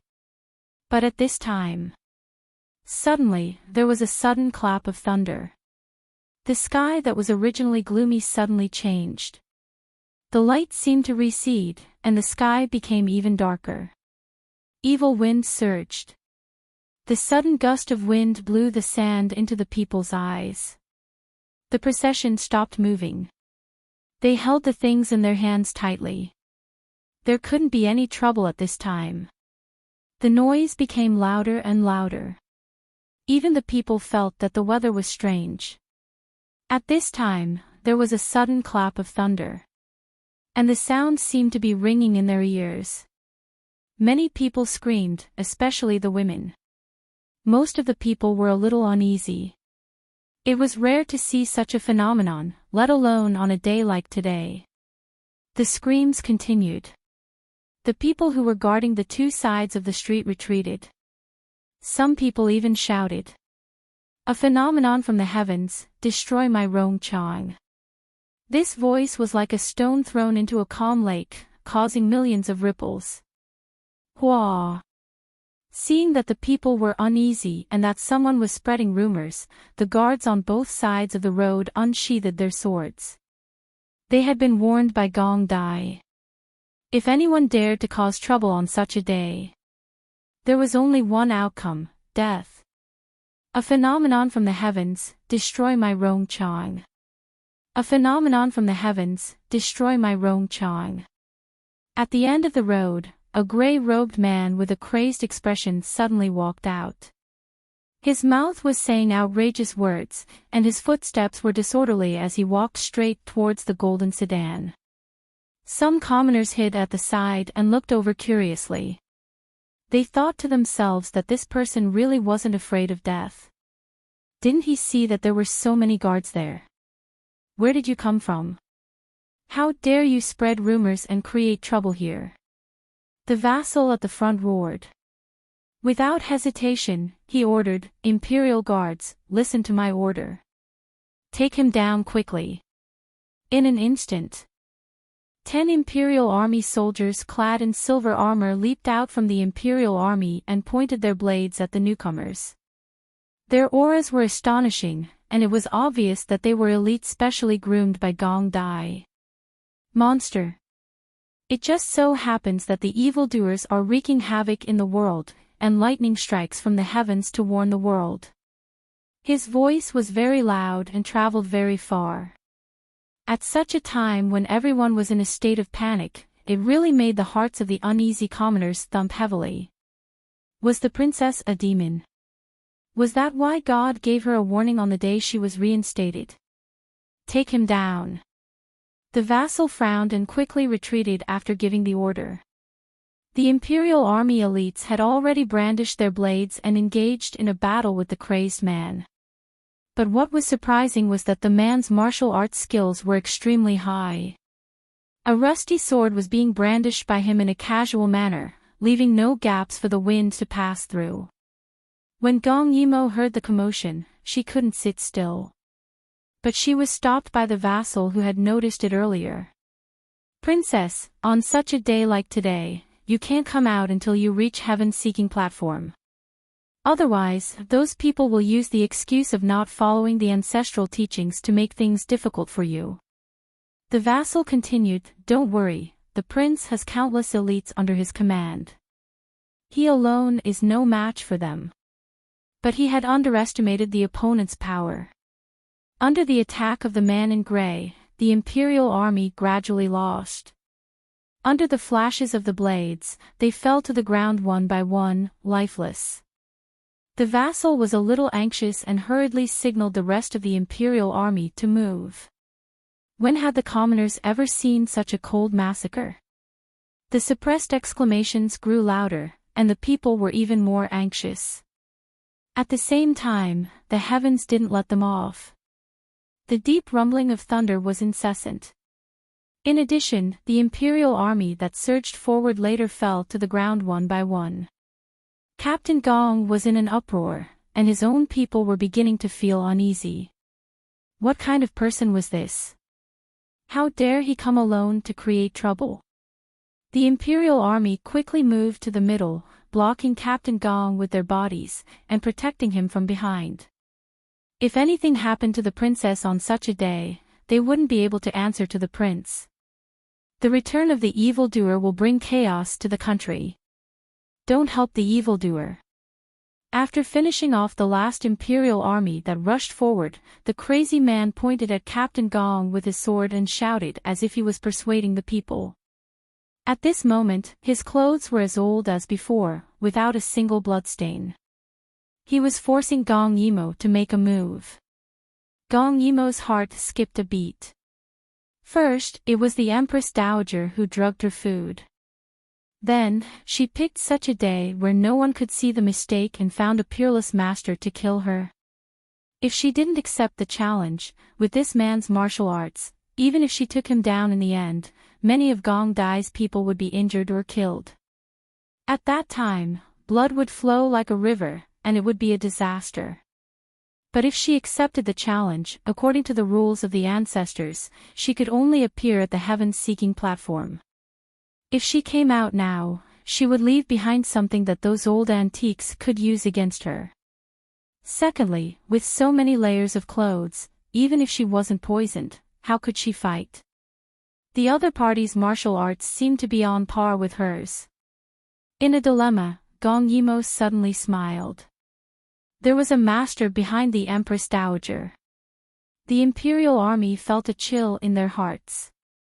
They knew that they couldn't let Gong Yimo make a move today. Otherwise, they wouldn't be able to answer to the prince. So, only they could do it. But just as the two sides were about to clash again and were about to win with numbers, the golden curtain fluttered slightly, revealing the figure of a half-reclined woman. Her voice was as pleasant as a breeze. It sounded like a question or a sigh, like joy or sorrow, but it rang clearly in everyone's ears. I'm the evildoer. The man in gray was stunned, then laughed at the golden carriage. If it's not you, who is it? And who are you? The other party sneered, someone who's about to die doesn't deserve to ask. Gong Yimo was amused, then are you here to fight with me? Princess, you can't. Before the man could speak, the leader said nervously, today is an auspicious day. You can't show yourself until you arrive at the heaven-seeking platform. The man in gray laughed again, even raising his eyebrows in disdain, and swinging the rusted sword in his hand. Auspicious day. I think it's the death anniversary. His words silenced the golden carriage. He thought that he had scared the other party and was very proud. But the people beside the carriage heard a rustling sound from inside the carriage, as if the princess was tired of lying down and changed her position unhurriedly. Do you know? There was a trace of mockery in the lazy voice as she snorted coldly. Those who wanted to kill me all died in the end. Chapter 253. The people waiting at the heaven-seeking platform gradually felt that something was wrong. Seeing that the sacrificial song and dance were about to end, it was time for the emperor to go up the stage and ask the heavens and announce to the world. The emperor felt a little strange. Logically speaking, the guards of honor should have arrived by now. He was about to call someone to take a look, but the MC was already singing loudly. Welcome your majesty to the heaven-seeking platform. When the people heard this, they all knelt down. The heaven-seeking platform was very complicated, but the main purpose was actually very simple. It was to ask the heavens whether it was appropriate for him to confer Gong Yimo the title of Feng Gue Rongji Princess. As long as there was no bad omen, it was considered over. And the heavens would not really give any warning, so this segment was just a formality. But at this moment, the emperor felt a little uneasy because the sky had just started to sink, and there was also the sound of thunder. Because the wind direction was not facing the heaven-seeking platform, there was not a trace of wind in this semicircular staircase. The only thing that could be seen was that the weather had turned gloomy. It was clearly not noon, but it was as dark as evening. When Emperor Gongqing went up the stage, he subconsciously glanced at the Empress Dowager. The Empress Dowager looked at the sky and seemed to be very surprised, but the reason for her surprise was different from his. She was surprised that today's weather was really as predicted by that person. With so many people watching, Emperor Gongqing could not delay any longer. Step by step, he walked up the heaven-seeking platform. First, he pardoned the hundreds of officials, the officials' family members, and the common people. Then, he looked at the countless people below and as usual, he first recited a sacrificial speech. There were many ceremonies in this segment, so it took a long time. Therefore, Emperor Gongqing only hoped that Gong Yimo could arrive in time before he finished all of this. No matter what happened, the auspicious time could not be missed. Because once it was missed, it would be troublesome to wait for the next day. Those people would say that the heavens did not recognize Gong Yimo, so they deliberately did not let her go up the heaven-seeking platform to refuse to hold it again. Even if she was restored in the end, she could not be Feng Gue Rongji Princess. It could only be another title, not to mention the same position as the Crown Prince. So, Emor, you must be faster. At this time, Gong Dai and the other princes and princesses were standing at the bottom of the heaven-seeking platform, but they did not see the figures of the honor guard for a long time. Gong Dai was a little anxious, and he gave Bai Xing a look in the crowd. Bai Xing accepted the order and quickly left. On the other side, Gong Yimo's arrogance made the gray-robed man very angry. He had painstakingly practiced martial arts for more than 40 years.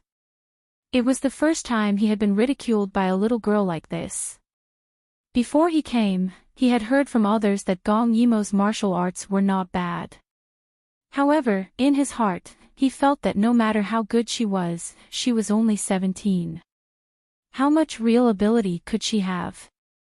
Gong Yimo did not care about the obstruction of the officials. With a flash of her sword, the golden silk curtain in front of her was cut in half by her sword. In the end, he still broke the taboo and stood in front of the world. Her casual and reserved temperament caused the gray-clothed man to become serious for a moment. Following that, Gong Yimo jumped down from the sedan and landed lightly on the ground. Her hand twirled with a sword flower. She was dressed in a luxurious brocade robe with a tall golden crown. She looked astonishingly beautiful, but also had a threatening aura. However, her clothes were still too cumbersome. Although she had taken off her outer robe and threw it into the sedan, her body was still wrapped in many layers, making it very inconvenient for her. But she couldn't take it off, because even if she didn't care, she had to be mindful of how the world looked at her. If she really wore a modified inner garment like she usually did at home, those pedantic people's spittle would drown her. When the gray-clothed man saw that Gong Yimo had finally come out, his first plan was considered to have succeeded. So his rigid face revealed a trace of a smile, which looked especially strange. He. Little princess, wearing this set of clothes must be very tiring, right? Do you want me to help you? His smile was evil, but there was no lust in his eyes. He only wanted to humiliate Gong Yimo. The moment Gong Yimo saw him, she knew who was behind this matter. She slowly tightened her grip on her sword. A fierce battle was unavoidable. Both of them were people with outstanding strength. If they fought with all their strength, those who were not of the same level would not be able to get close to them. When Bai Xing saw this situation, he knew that things were bad and hurriedly ran back to the heaven-seeking platform. The heaven-seeking platform had already started the segment of the heaven-seeking platform. How could it be so fast? Bai Xing was so anxious that his forehead was covered in sweat. At this moment, the eunuch announced loudly. The auspicious hour has arrived, heaven-seeking platform. Hearing this, everyone present knelt down again. The emperor held the heaven-seeking platform in his hands and asked hesitantly. Today, the 21st year of the Zhou calendar, on the winter day of the 12th month, the Yu State's third emperor, Emperor Gongqing, is here to seek the heavens. I have a daughter, pure and intelligent, with outstanding wisdom. She has meritorious service to the Dai Yu State and the people. She has a broad mind and can take on heavy responsibilities. I hereby grant her the title of Crown Prince. Her title is Feng Gue Rong Ji. When he said this, it should be a coincidence. The sky suddenly flashed and a muffled sound of thunder was heard. It was as if the heavens had heard it and made a sound of displeasure. Emperor Gongqing gritted his teeth and said the last sentence. Seeking the heavens and earth, the people of the world, heaven-seeking platform.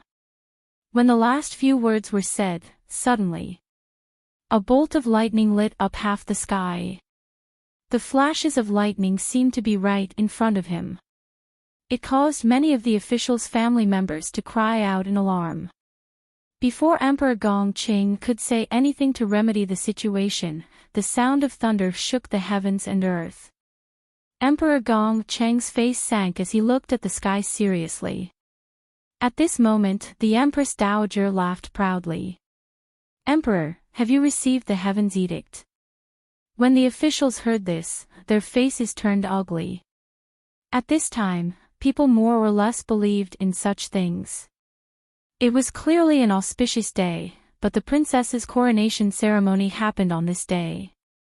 Moreover, the auspicious hour had arrived, but the princess's guards of honor had not arrived. Could this be the will of the heavens? The princess was an inauspicious person and could not be restored. Gong Yimo's side gradually fell into a bitter battle. When experts exchanged blows, there was a difference of a hair's breadth. However, she did not know who designed her clothes. Each layer only had one button, and it was very long. The material was also very heavy brocade. So she was fighting very strenuously. Moreover, the other party was very hateful. He deliberately cut her clothes as if he was teasing her. He wanted to humiliate her. Rip, the man in gray's rusty sword cut open a section of her tail, revealing the vermilion robe below. Then, there was the sound of cloth tearing. He cut open the button of her outer robe with his sword. The clothes were torn open, making Gong Yimo very embarrassed. Fortunately, she dodged quickly. Otherwise, the sword just now was a little deeper and cut all the cloth in front of her chest, exposing her in front of the world. That would be the biggest joke in the world. The gray-robed man laughed when he saw her restrained appearance. Are your clothes too cumbersome? Let me help you fix it. Chapter 254. At this time, Gong Cheng stood on the heaven-seeking platform and looked at the end of the street. He wanted to see Captain Gong's figure appear at the end, but there was no one. Where was Immerse? Stopped. Seeing that the emperor did not give an order and still wanted to buy time for Gong Yimo, the Empress Dowager could not stand it anymore and said gloomily. The auspicious time has arrived. If Gong Yimo still does not appear, it is equivalent to giving up the coronation ceremony. Does your majesty want so many people to wait for her here? Gong Yimo really has a lot of face. Hearing this, Gong Cheng looked at the sky. Ignoring the ugly expressions of the officials, he said slowly and firmly. The auspicious time is too much. Immerse may not be unable to make it. After all, these 2 hours were the auspicious time. He did not believe that even if Immerse was entangled with something, 2 hours was enough for her to solve the problem. Hearing this, the Empress Dowager's face was as gloomy as the sky, mixed with thunder and lightning from time to time. Even if I am willing to wait, Your Majesty, you have to consider the opinions of the officials, right? Even if you can put aside the political affairs for Gong Yimo, these officials have a lot of things in their hands. They are already giving Gong Yimo face by attending the ceremony. But Gong Yimo did not keep the appointment and so many people have to suffer because of her. Saying this, she pointed to the sky again. Even if you don't listen to me, don't you understand the meaning of God? Gong Yimo is an inauspicious person, and her return will bring disaster to the country. So today is clearly an auspicious day, but because of her, God is angry and sent a vision. Emperor, you are so muddle-headed that you still favor this woman. Because the venue was semicircular, her voice reverberated throughout the hall. Many people could hear her. Some of the ministers, as the Empress Dowager had said, were worried about Gong Yimo's appearance because of the heavenly phenomenon. They hoped that she wouldn't appear. Rip, there were a few sounds of cloth tearing, and the brocade fluttered in the air. Accompanied by the deliberately obscene laughter of the man in gray, Gong Yimo looked like she was being molested in front of everyone. This made many people unable to stand it. The people who were hiding in the dark felt distressed and angry when they saw this scene. But there were also many old scholars who felt that it was unsightly and left angrily. Many imperial guards wanted to help, but Gong Yimo and the man in gray were too powerful. Even if they interfered, it would only be more of a hindrance. At this moment, there was a muffled sound. Gong Yimo's pure gold crown was sliced off by the gray-robed man's sword. It flew in an arc in the air and fell to the ground. She turned her body, and her hair was torn with the wind. Her clothes had become tattered and tattered, hanging on her body like rags. If it was any other woman, they would have been unable to endure such humiliation. Princess. The anxious voice of the vassal came from behind. They didn't care anymore. They couldn't let the princess continue fighting even if their blood flowed like a river. Who knew that just as they were about to move, Gong Yimo suddenly raised her hand and stopped them. The Empress, the Empress's platforms, this palaces, this Zhang. That's my name. There's no harm in telling you, because you're going to die in my hands. The strong wind blew Gong Yimo's clothes and her hair. Her face was pale and stern, and she suddenly laughed coldly. He placed his hand on the sleeve that had already been torn off, and pulled it fiercely. Rip! Rip! Rip! While everyone was still in shock. Gong Yimo tore off several layers of her clothes, revealing her black collared and dark red skirt. Those layers of luxurious clothes were torn to pieces on the ground. Her slender waist was tied up, revealing her figure. The man in gray was shocked. He did not expect Gong Yimo to be so open. He tightened his grip on his sword and said angrily, "Looks like you, the princess, are really a slut. You dare to tear off your clothes in front of a stranger. Since that's the case, let me tear off your last layer of cloth. I'll let you enjoy the looks of all the men here."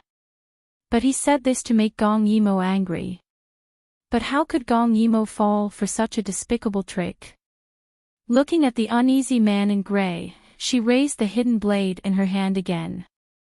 She pointed at him and said word by word, "I'll tear your body apart like a rag on the ground." As she said that, the two of them started fighting again. This time, without the layers of comfort, Gong Yimo was much more relaxed. She actually had the upper hand. Earlier, she was unwilling to take off her clothes because she still cared about how the world looked at her. But now, she had let it go. Instead of letting the other party tear it apart, she would rather destroy it herself. She could tell that this person's martial arts did not surpass hers. He was just deliberately stalling for time. Those people did not want her to appear. She had to appear no matter what. Time passed by slowly. The people at the heaven-seeking platform gradually became restless. The auspicious hour was almost over. Was Gong Yimo going to come or not? At this time, after the ministers discussed, someone spoke. "Your Majesty, Gong Yimo delayed the auspicious hour and is an unknown person. The heavens will not tolerate it. Therefore, the heavens sent a strange sign and the weather changed. Therefore, we beseech your Majesty to follow the will of the heavens and cancel this ceremony, to avoid the wrath of the heavens and disaster." Following that, many ministers followed suit and shouted, "The heavens are strange. Your Majesty, please cancel the conferment and follow the will of the heavens." At this time, when more people heard that the heavens were dissatisfied with Gong Yimo, they knelt down in fear and their voices shook the heavens and earth. "Your Majesty, please cancel the conferment and follow the will of the heavens." Emperor Qing, who was standing on the high platform, could not help but take a few steps back. He looked at the crowd and then looked at the end of the street again. There was still no figure. At this moment, he really felt disheartened. He really felt that this was the will of the heavens. At this time, a cold voice suddenly sounded. "The heavens are strange. Is it because of royal sister?" "I don't think so." Bai Xing ran over from somewhere. He was panting as he carried a large pile of documents in his arms and followed behind Gong Dai. Gong Dai walked up to the heaven-seeking platform step by step. His intervention made everyone's voices lower. They did not forget how terrifying Gong Dai was. They did not want to open their mouths at this time and let him bear a grudge. Anyway, the truth was the truth.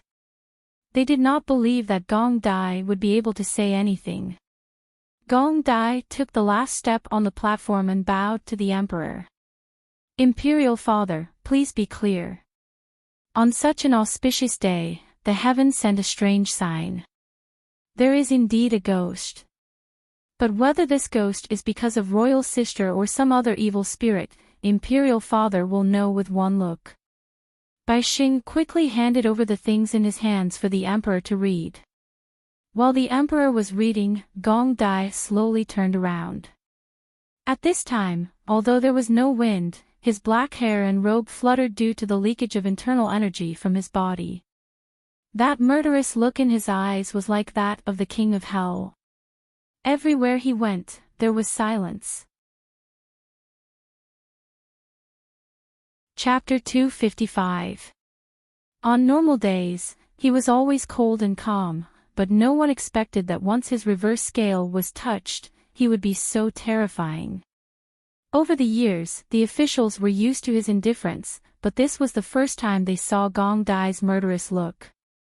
Those dark eyes were like whirlpools that could suck in people's souls and then mercilessly crush them. Emperor Gongqing also didn't expect that Gong Dai would give him such a thing. Evidence of crimes, all of them were evidence of crimes. If it wasn't for the fact that he couldn't bring them all at once, Emperor Gongqing believed that Gong Dai would have brought them all. This stack of documents, he was afraid that the left prime minister and his faction's evil deeds were all here. Seeing that Emperor Gongqing was still in shock, Gong Dai smiled and knelt down on one knee.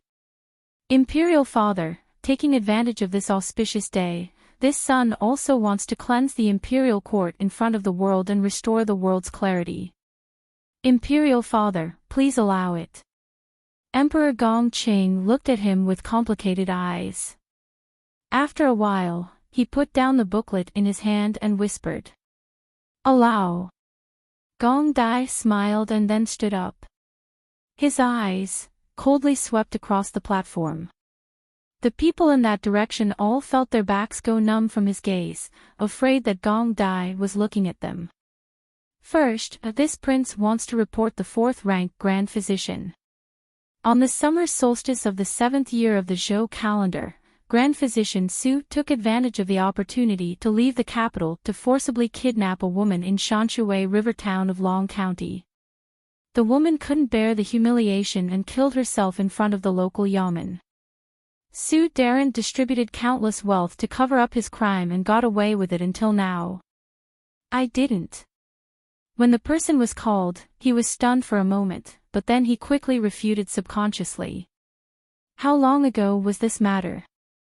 Even the woman's family was dealt with by him. How did Gong Dai find out? So he insisted that Gong Dai only knew some rumors and quickly crawled a few steps towards Emperor Gongcheng's direction. Your Majesty, this official is wronged. There is no such thing. Before Gongqing could say anything, Gong Dai laughed. Whether there's such a thing or not, let's talk about it in Zhao prison. Although you've dealt with that woman's parents, she still has a younger sister who is very close to her and is willing to testify. After that, he ignored Gong Cheng's hesitation and said directly, "Take him away. Take him to Zhao prison." Zhao prison. That was a place where death was certain if one entered. The moment the Grand Imperial Physician was dragged away, he shouted in panic. "No! I was wronged. Lord Liu, save me." Lord Liu, who was called out, felt his scalp go numb. He knelt there and didn't dare to say anything. In his heart, he cursed the person who had just been dragged away thousands of times. He didn't expect that Gong Ju's gaze would fall on him. Sir Fu Lu, rank 3 Guanglu, Gong Dai's eyes were cold as he spoke word by word, as if he was reciting something. In the autumn of the 9th month of the 12th year of the Zhou calendar, in order to obtain 1,000 mu of fertile land at a low price, your son killed the original owner, Li Mao, and Li Mao's son. He caused the family to be ruined and left their home to Zhao territory. Do you think no one knows about this matter? Sweat dripped from Lord Liu's head. He knew that if Gong Dai didn't have absolute evidence, he definitely wouldn't make things difficult here. Didn't he see that the emperor didn't say anything about his decision? Therefore, his heart suddenly thumped, and he explained as if he was on his deathbed. Your Highness is wise. My son did it unintentionally. This official has already made it up to them. Oh. Gong Dai seemed to have heard a joke. He stood high up on the edge of the heaven-seeking platform and looked at him with a smile. Killing the father is a mistake, but killing the other party's only son is also a mistake. Making it up to them is forcing them to have no place to stay in the capital and leave their home. Lord Liu, go to Zhao prison. You can properly explain this to this Li's father. This time, Emperor Gong's gaze also became gloomy. He didn't really want to kill all of these people, but each one of them was sanctimonious. After committing such a wrong, they still dared to shamelessly boast about Emor's misfortune. They should also go to Zhao prison to suffer. So with a wave of his hand, someone immediately escorted Lord Lu away. Gong Ju's move made everyone present feel a chill run down their spines. In the past year, Gong Dai had actually rarely shown himself. Because he was busy with the bank, Zhao prison was temporarily put aside. But now, they clearly felt that the knife named Gong Dai above their heads hadn't disappeared. He was just temporarily ignoring them. Now, once they touched Gong Dai's reverse scale, this knife would become incomparably sharp. Instant death. When the commoners saw this scene, they wanted to cheer. Previously, so many officials wanted to impeach Gong Yimo and even said that the heavenly general phenomenon was Gong Yimo's responsibility. Their words carried little weight and they couldn't even get a word in. But now, seeing those majestic and awe-inspiring officials being dragged away one by one, they only felt relieved in their hearts. They weren't so afraid of Gong Dai anymore. They even felt that he was the true impartial person. Although his methods were a little intense, it was fine as long as it was effective.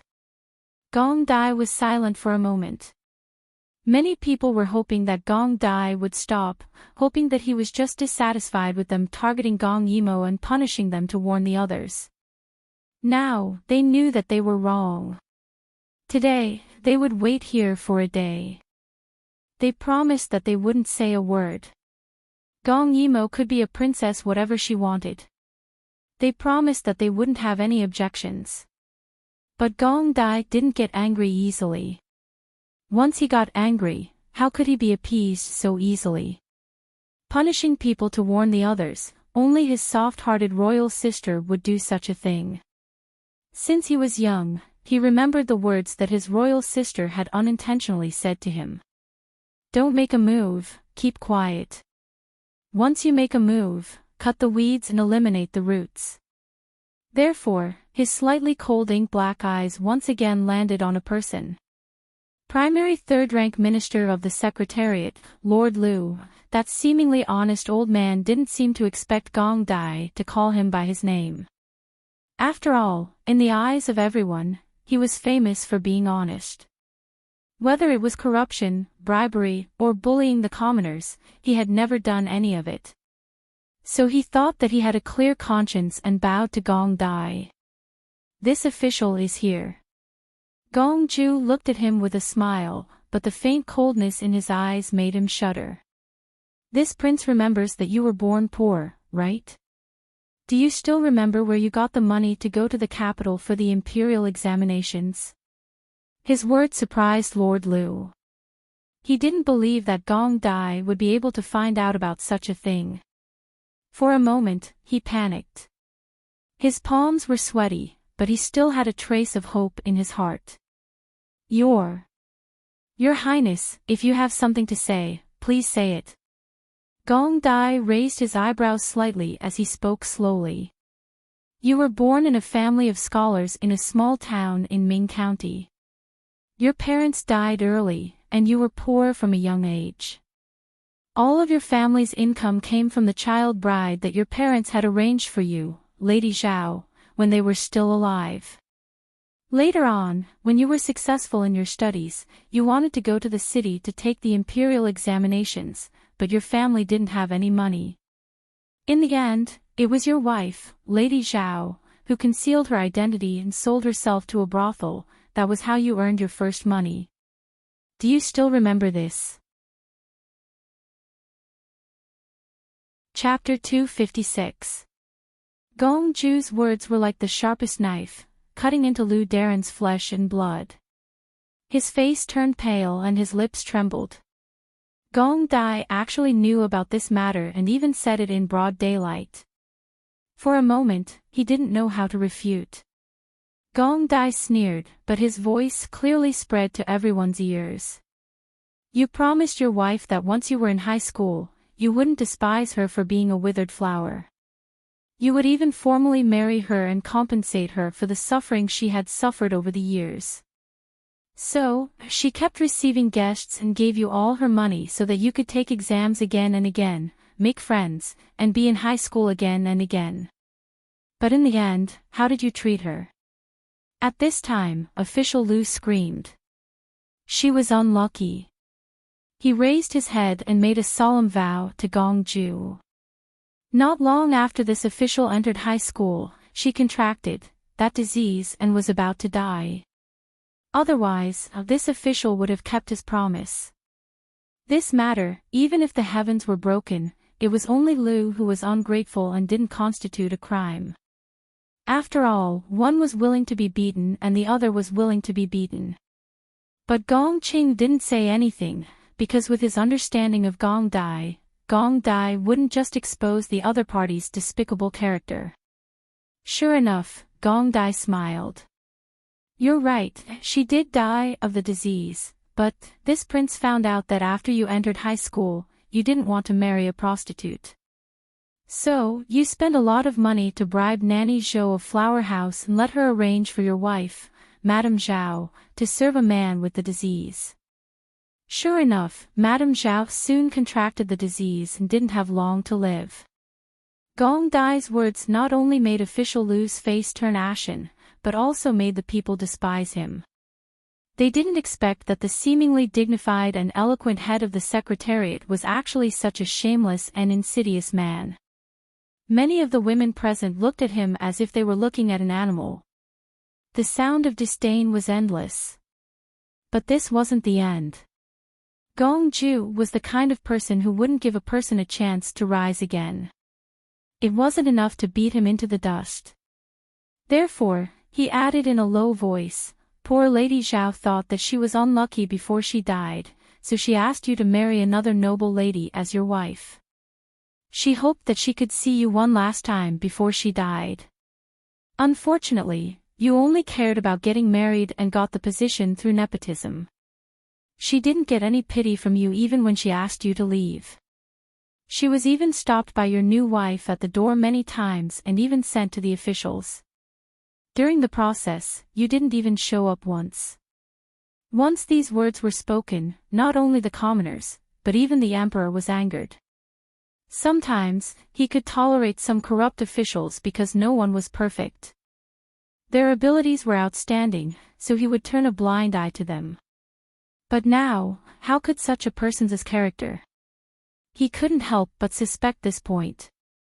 He even felt that in the future, the imperial examinations and the character test would also be included in the promotion. Gong Dai looked at official Lu being dragged away amidst the sound of disdain. He couldn't help but look at the left prime minister, and his lips curved slightly. Ever since the left prime minister sued the royal sister 3 times, he wanted to make a move on the left prime minister's faction. The reason why he let them go in the past was firstly, they didn't offend Gong Dai, and didn't infringe on Gong Dai's interests. Secondly, their real opponent was Gong Che. Now that Gong Che was coming back, Gong Dai didn't want Gong Che to have an easy time ascending the throne in the future. But who asked the left prime minister to be so blind, to actually want to make a move on Gong Yimo?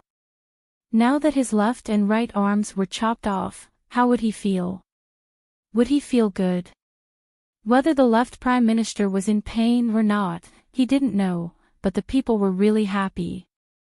Especially when they saw official Lu being dragged away, they all cheered. This kind of gloomy weather couldn't suppress their joy.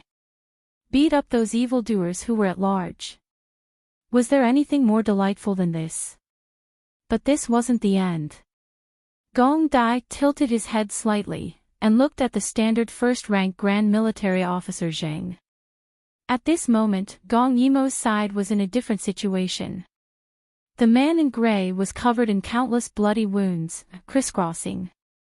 He really looked like a rag on the ground. He gritted his teeth. If this carried on, he would definitely die in Gong Yimo's hands. No. He couldn't die here. He still had a great cause to achieve, and he still had to leave his name in history. At this moment, it actually started to rain. Wisps of rain, under the gloomy sky, appeared especially silent. Many of the people saw Gong Yimo fighting a tough battle. At first, they felt that it was wrong for her to tear her own clothes, but as a woman, she was actually able to defeat such a powerful man, and a sense of pride grew in their hearts. They felt that their Daiyu State's princess should be like this. After all, the founding empress of Daiyu State was also someone who could fight alongside her ancestors on the battlefield. And Gong Yimo's glory was comparable to that of the founding empress. In fact, she was even more brilliant than the founding empress. As the rain fell and the wind blew, it felt even colder. However, no one present seemed to feel it, especially the imperial guards. Their gazes were firmly occupied by the graceful figure in the rain, and they strongly hoped that the princess would tear the enemy into pieces. The rain wet her long hair, blurring the makeup on Gong Yimo's forehead and blush. Her small face was whiter than snow, and at this moment, she looked especially frail and pathetic. But her opponent was in a much worse state than her. The rain fell on Sang Rui's body, mixing with the blood oozing from his wounds and forming a pool of blood on the ground. The street was silent, so the sound of his heavy breathing could be heard clearly. "I'm going to kill you." Being suppressed and beaten up, he shouted like a trapped beast. This woman was the biggest obstacle to his master's great cause. If he could kill her, even if he really died, it would be an honor, and he would be remembered by the world in the future. Gong Yimo's left hand had a dagger studded with jewels. At this moment, she had a sword in her right hand and a blade in her left hand. Sang Rui could not hide his murderous intent. She smiled and looked at him as she spoke slowly. "I'm going to use your head, to achieve the first glory of this conferring day." It was raining, so there was no shelter at the open air when Tian stage. Even so, no one dared to leave. Even the Empress Dowager was stunned by Gong Dai's aggressive murderous intent. This murderous intent reminded her of the day when Gong Yimo burned Long Hanyan. Gong Yimo's murderous intent was on the body of Gong Yimo. It was so similar. The rain fell down along Gong Dai's face, gathered at his chin, and finally dripped down. He looked at Grand Commandant Jing, who was kneeling at the officials' table, and spoke coldly. "Do you still remember how you went from a 7th grade county official to today?" His words made Grand Commandant Jing, who had been in a high position for a long time, tremble all over. He was almost about to cry. If just now, they all hoped that Gong Yimo would not appear, then now, he wished that he could kneel and beg Gong Yimo to quickly appear. Only then would he have a chance to live. Unfortunately, Gong Yimo did not come. So when he heard Gong Dai's question, his chubby face tightened. He replied in a low voice, even with a sobbing tone. "It's all because of His Majesty's vast benevolence." Chapter 257. The Emperor's grace is vast and mighty. Gong Dai smiled. His smile was even more magnificent. Even in this kind of weather, his evildoer's face couldn't be eclipsed. At this moment, he was the king of hell that all officials feared. But in the hearts of the common people, Gong Dai was as good-looking as an impartial immortal, aloof and inviolable. But Gong Qing didn't turn to the page of Grand Commandant Zhang's crimes, so he was somewhat puzzled. Although Grand Commandant Zhang was somewhat corrupt, his ability was good, so he had always been in an important position. What was it that made him prostrate himself and tremble just because of Gong Dai's words? "Let this prince recall for you."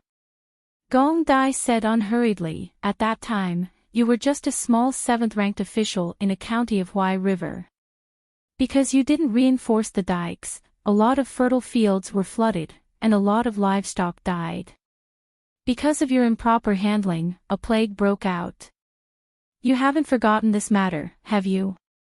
He was all smiles, but the murderous aura on his body didn't fade at all. Sure enough, it was that matter. At this time, Grand Commandant Jing gave up all his hopes and suddenly shouted, "I beg your highness to be merciful." That time, it was this official's dereliction of duty. This official is guilty. As long as your highness is willing to let this official go, this official will be the first to agree to the princess's return. I beg your highness to be merciful.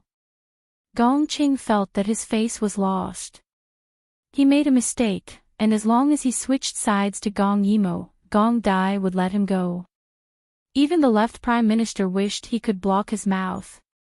Gong Dai also smiled. He really didn't know why this person had such a naive idea. At that time, a doctor presented a prescription to cure the plague in time. However, in order to avoid the crime of not reinforcing the dikes and the crime of not handling the situation properly after the flood that led to the outbreak of the plague, you killed the doctor and let the plague wreak havoc. Later, you pretended to eat and live with the common people, and also contracted the plague together with them. You put on a show for a month. When everyone was helpless and there were countless casualties, you took out the prescription, saying that you personally tested 100 herbs and obtained it. In one fell swoop, you became the #1 official in Huai River, deeply loved by the common people. After the plague subsided, Imperial Father punished you, and the commoners even wrote a blood letter of 10,000 commoners as a tribute. Only then did Imperial Father not pursue the matter of your dereliction of duty. Furthermore, with the support of the people's hearts, your career as an official flourished and skyrocketed. Do you still remember these? As soon as Gong Dai's words fell, Grand Commandant Jing fell to the ground. His face was ashen. Gong Qing was furious. How many people had died in that plague? He still remembered, but all of this was because of the selfishness of the person in front of him. He couldn't bear it any longer. Someone come. Throw Jing Qi into the death cell of Zhao prison and await his punishment. Yes. Soon Grand Commandant Jing got down. Prime Minister Zhuo was truly scared now. Gong Dai was like a ghost, omniscient. If it was just slander, he definitely wouldn't have let Gong Dai do it. But Gong Dai said that he knew everything, and he had already presented the evidence. He had been forced to the point of being helpless. Too scary. Gong Dai wasn't human. Prime Minister Zhuo's face was ashen, and his palms were sweaty. At this time, he didn't have any anger from having his helper cut off, only fear. He was afraid that Gong Dai would continue. Thinking of this, he couldn't help but look at the end of the street, his heart filled with anticipation. Gong Yimo, come quickly. Gong Dai had already gone crazy. The scene was deathly silent. Gong Dai suddenly smiled very understandingly. The auspicious time hasn't passed yet. Today is a rare auspicious day. Isn't everyone very energetic? How about this prince accompany you, to have a good chat? At this time of the reign, Gong Dai's smile was even scarier than the occasional thunder and lightning in the sky. Didn't these people say that the royal sister was an evildoer, and that was why there was lightning in the winter? Then he had to let the world know that even if there was an evildoer, that person definitely wouldn't be the royal sister. Time slowly passed. Not only was Zhang Xiu's eyes red, even Gong Yimo was nervous. She believed that the other side was still waiting for her. Otherwise, Gong Dai would have come long ago. Now that Gong Dai didn't appear, the only explanation was that he was stalling for time for her. So she couldn't disappoint him, and she couldn't lose. In close combat, Gong Yimo once again drew a long bloody line on Zhang Xiu's back. Zhang Xiu gave a muffled grunt. His left arm was almost cut off by Gong Yimo. Are you afraid? Gong Yimo's voice suddenly sounded. At this time, Zhang Xiu was about to lose his mind. He turned around to attack, but Gong Yimo seized the opportunity and left a bloody line on his chest. Gong Yimo. What's the point of dodging? If you have the guts, fight with strength.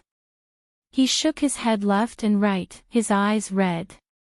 But Gong Yimo's figure was like a ghost, and he couldn't keep up at all. Gong Yimo sneered. Her martial arts didn't rely on strength to win, so why should she fight with strength? Of course I know. In Lu Yi, strength is the most important thing. Her voice came from behind, startling the crazy Zhangxiu. He turned around to attack his back. After his attack missed, Gong Yimo's voice came from the left again. Do you feel tired? You've lost so much blood, don't you feel dizzy? Her words seemed to have a magical power that made Song Rui, who had fallen into a state of madness, feel dizzy. He fiercely bit the tip of his tongue and said fiercely, "Don't mess with my mind. I, Zhangxiu, am the world's #1 expert. You are the world's #1. Gong Yimo suddenly appeared in front of him. But, you're just a dog in the hands of a woman. How did you? Zhangxiu was shocked. Even the sword in his hand hesitated for a moment, and it was at this moment that Gong Yimo slashed his collarbone. Lu Ye's exclusive name tag was revealed, and blood gushed out. This attack made Zhangxiu unable to hold on any longer, and he retreated. He had to leave, he couldn't stay here any longer. Gong Yimo would kill him. He ran forward, and Gong Yimo chased after him. Her devilish laughter sounded, with a trace of malice.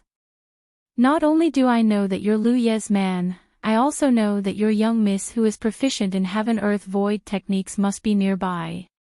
Just you wait, I'll definitely kill her.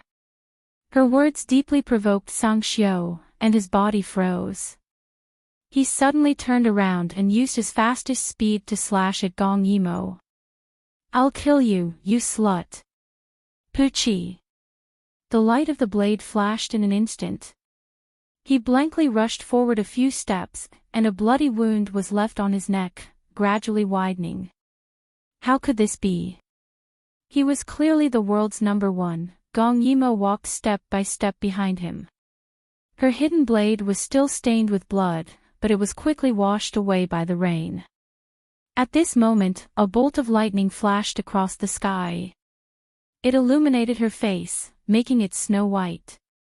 She slashed down, and Zhangxiu's head flew out. The silver name tag also fell out, and was firmly grasped in Gong Yimo's hand. When a woman in the dark saw this scene, she almost crushed the door frame. Didn't I say it before? Gong Yimo smiled, revealing her snow-white teeth. At this moment, her smile was so strange.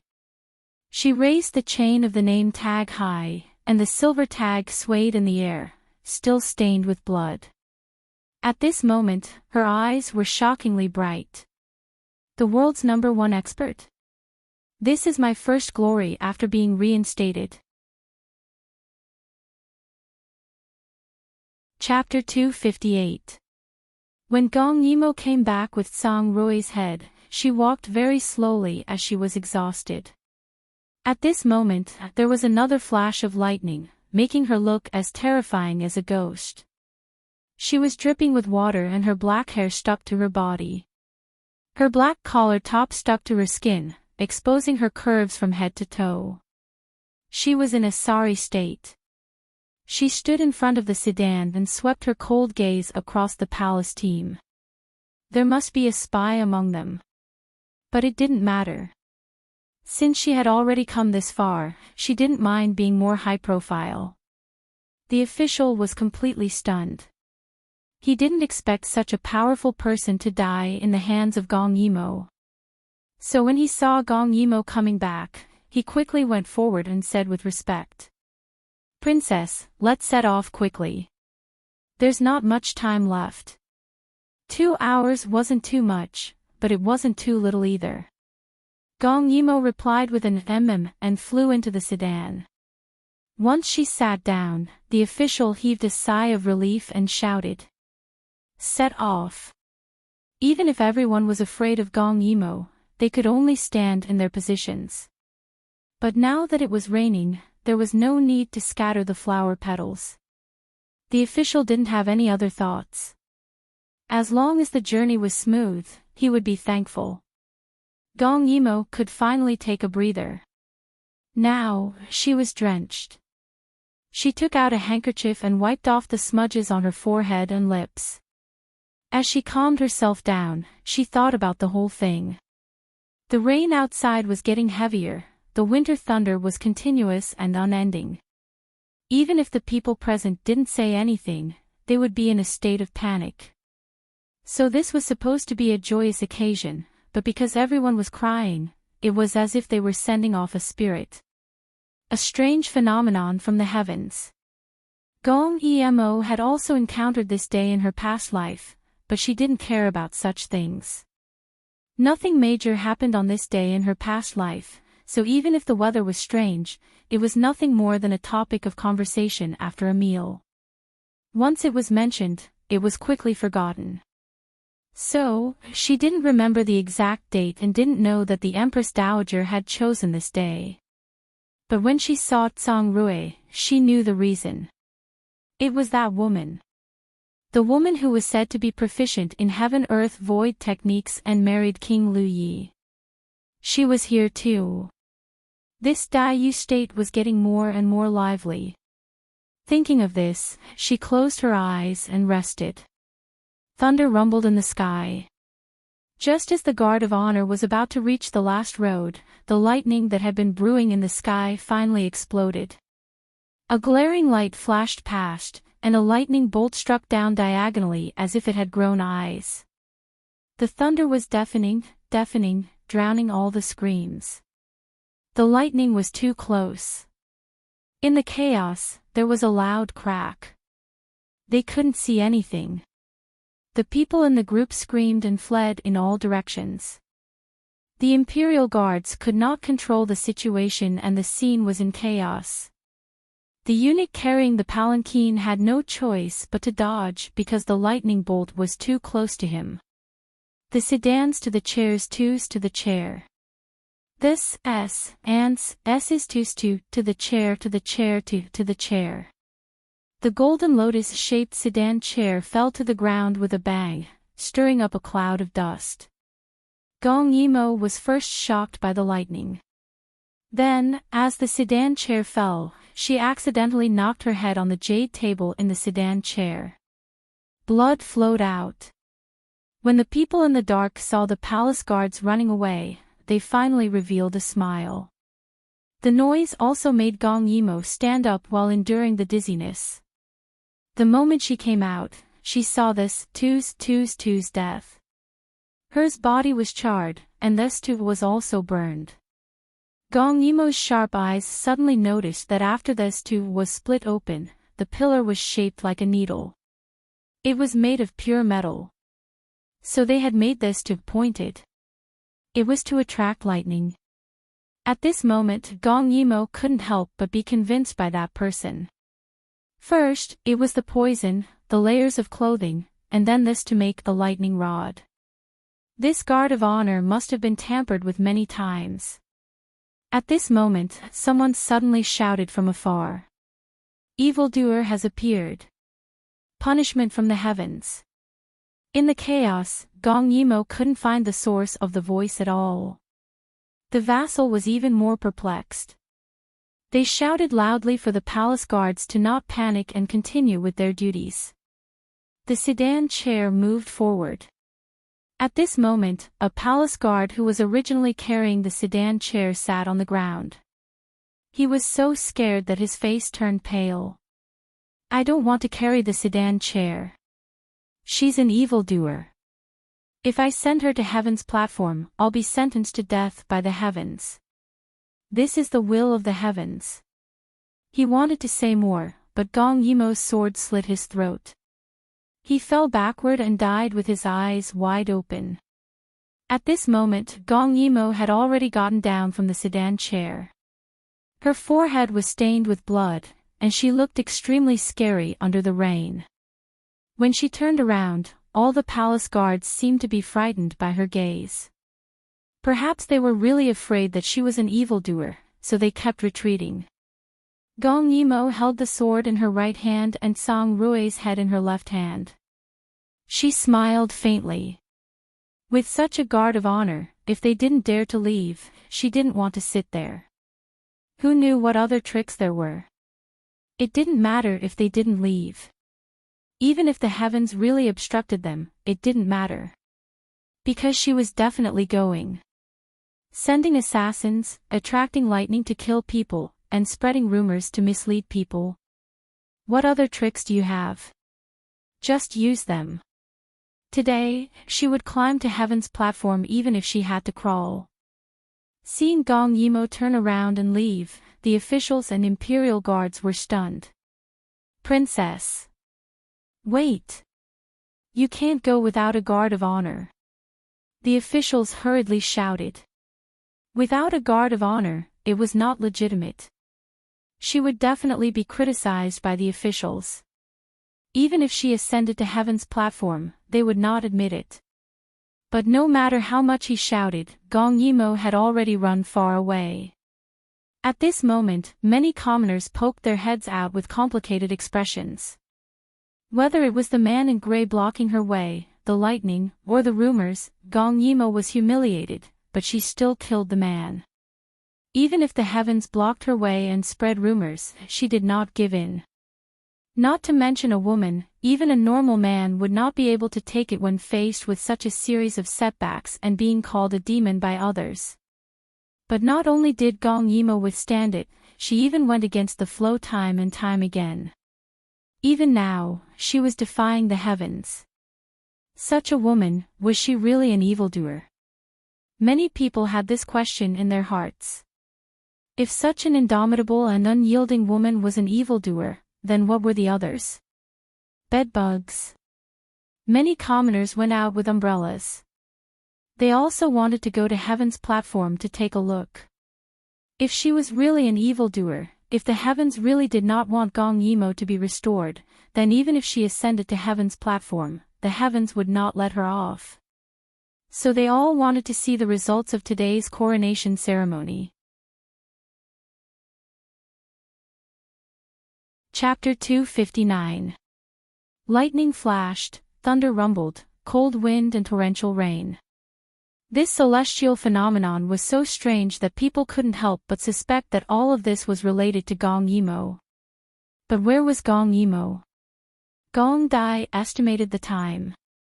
His face was still calm, but he was secretly anxious. Could there be something that royal sister couldn't solve? Even the common people below were whispering.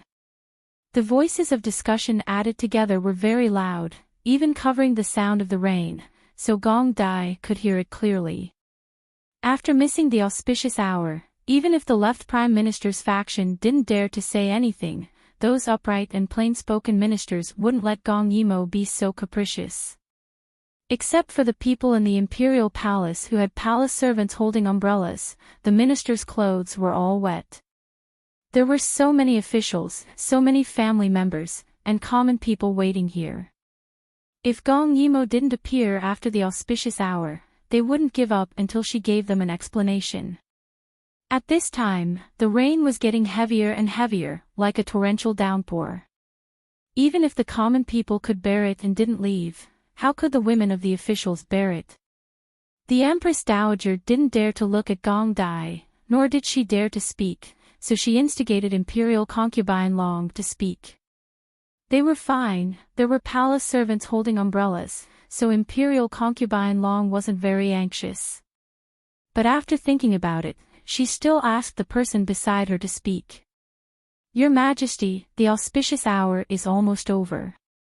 Do we still have to wait? This sentence was equivalent to asking the voice of everyone present. Emperor Gong was asked. At this time, he wasn't on the dragon throne, but on the heaven-seeking platform. Ordinary people couldn't stay on the heaven-seeking platform for long. It was a very sacred place, so at this time, he was also in the rain. It was the first time he was so embarrassed. At this time, he glanced at the end of the street and said again in a deep voice. Wait for the auspicious hour to pass. Gong Dai looked at Emperor Gong gratefully. Perhaps Emperor Gong wasn't a good father, but he really cared about Gong Yimo. At this time, someone suddenly shouted. Someone's coming. There was a commotion, and almost everyone looked at the end of the street for the first time. Sure enough. Someone was running in this direction. Their first thought was that it was impossible for that person to be Gong Yimo. Perhaps something had happened to Gong Yimo and the palace maid had come to inform her. However, just as everyone was looking forward to it, that person was getting closer and closer. The Empress Dowager leaned forward to take a look. Only Gong Dai recognized her at a glance. Royal sister. As he spoke, he jumped down from the Heaven's Inquiry platform and ran towards that figure. It really was Gong Yimo. Gong Qing was shocked. When she got closer, Gong Qing couldn't believe his eyes. Where are the guards of honor? What about the imperial army? Where's the crown? Where was the court uniform? Gong Qing couldn't believe that Gong Yimo was only wearing undergarments and her hair was disheveled. What was she holding in her hand? It looked like a human head. When Gong Yimo came closer, many people were shocked to find that not only was her clothes disheveled, but she was also holding a human head in her hand. Royal sister. Gong Dai was the first to run to Gong Yimo's side. Seeing her in such a sorry state, his eyes flashed with murderous intent. Who was it? Who dared to hurt royal sister like this? He wanted to tear that person apart. Gong Yimo didn't have time to talk to him. She had already run to the bottom of the Heaven's Inquiry platform. In front of her were countless people and the emperor who had been waiting for her for a long time. This scene warmed her heart slightly. Thank you. Gong Yimo gasped for breath and patted Gong Dai's shoulder. Thank you for buying time for me. Let's walk together for the rest of the journey. As she spoke, she stretched out her hand to Gong Dai. Her hand was trembling slightly, obviously caused by exhaustion. This knowledge made Gong Dai's heart ache. He held her hand tightly and led her to the Heaven's Inquiry platform. She really made it, and she was the only one. The people spontaneously made way for the two people to walk hand in hand. Gong Dai led Gong Yimo forward while continuously transferring his internal force through his palm. Gong Yimo felt that the dull pain all over her body subsided a little, and she was a lot more energetic. Together, they set foot on the first step of the 99 steps of the Heaven's Inquiry platform. Emperor Gong looked at Gong Yimo with a very unpleasant taste. Who was it, and what could make her so embarrassed? Emperor Gong didn't understand.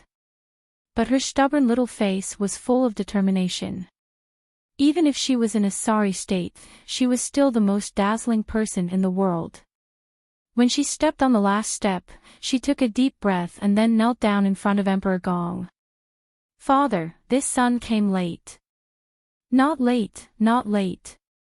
Emperor Gong's heart ached when she knelt down, and he quickly helped her up. The auspicious time hasn't passed, everything is not late. At this time, the people came one after another with umbrellas. They all wanted to see today's inquiry platform, whether the heavens didn't let Gong Yimo go, or Gong Yimo can really go against the heavens. Dare I ask the princess, where is your honor guard? Where is the court uniform? Why did you come alone and so late? It's simply improper. A minister of the Qing school stood up. He was very upright and plain-spoken, and was not afraid of being suppressed by Gong Dai. Gong Yimo let go of Emperor Gong's hand and walked a few steps towards the edge of the inquiry platform. Then, she raised the head in her hand. This move scared the womenfolk into screaming, but Gong Yimo didn't seem to hear it. She smiled, revealing her snow-white teeth. At this time, her forehead was no longer bleeding, but it still looked very thin. However, the strength in her eyes and the indomitable fighting spirit in her straight back made her dazzling and eye-catching. It was enough to completely overlook her sorry state. Who is this? The minister frowned. And the Empress Dowager was scared out of her wits the moment she saw the head. If she didn't recognize it wrongly, this person was the #1 assassin by that very powerful person's side. Gong Yimo held the head with one hand, and the other hand loosened. A chain slid down, and the name tag attached to the end swayed in the air. Many people recognized it and were shocked. That was a name tag that only Liu Ye's nobles had. So Gong Yimou came so late because she killed a Liu Ye spy. Emperor Gong was also shocked. In Liu Yi, the higher the grade, the name tag's materials were different. This silver name tag inlaid with gold proved that the other party's rank was equivalent to Liu Ye's great general. Liu Ye's great general actually lurked in Daiyu state. What is going on? Why do you have Liu Ye's name tag? When the name Liu Yi came out, the Empress Dowager was scared pale. She never thought that the person who helped her was actually Liu Ye's man. Gong Yimou glanced at the Empress Dowager and sneered. This person is Liu Ye's #1 expert, Yun Lu's hidden rust. He blocked my way and tried to assassinate me, and I cut off his head. That's why I'm in such a sorry state and came so late. Emperor Gong heard this and his eyes lit up. #1 expert. Chapter 260. Yes. Good. Emperor Gong suddenly laughed. You are indeed my daughter. The Empress Dowager was frightened. She thought of something and did not dare to speak again. However, Imperial concubine Long could not bear to see Gong Yimou being so glorious. She whispered, on such a joyous day, blood is spilled, and this bloody head is brought to the heavens inquiry platform. I am afraid the heavens will be angry. At this time, a thunder sounded, as if a good show was in response to her words. What a coincidence! Gong Yimou looked at the sky, then looked at the crowd and smiled fearlessly. As the princess of Daiyu State, I can get rid of a disaster for Daiyu State on the first day of the conferment. Even the heavens will cheer for me. However, as soon as she finished speaking, the rain seemed to have lessened a lot, but the thunder suddenly became more intense. The dense clouds and the brewing lightning caused fear in people's hearts. Only Gong Yimou could stand there with a clear conscience and not be afraid.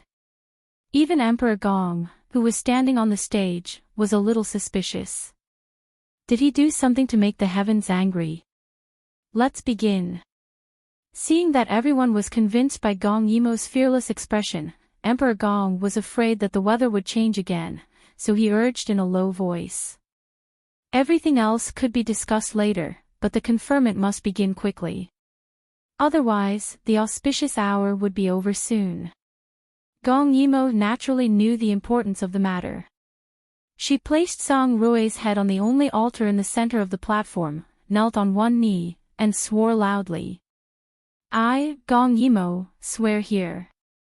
Her every word was clear and slow. Her expression was solemn in the intertwining thunder. She swore. In my lifetime, I will be loyal to the country and love the country. I will regard the honor of the country as my personal honor. I will regard the worries of the people as my personal worries. Even as a woman, I will put the country first, and the emperor next, and myself last. I will take the world as my responsibility to bring peace to the world. I will sacrifice the blood of Liu Yi as a sacrifice to the heavens. If there is any violation, the heavens will punish me and the earth will destroy me.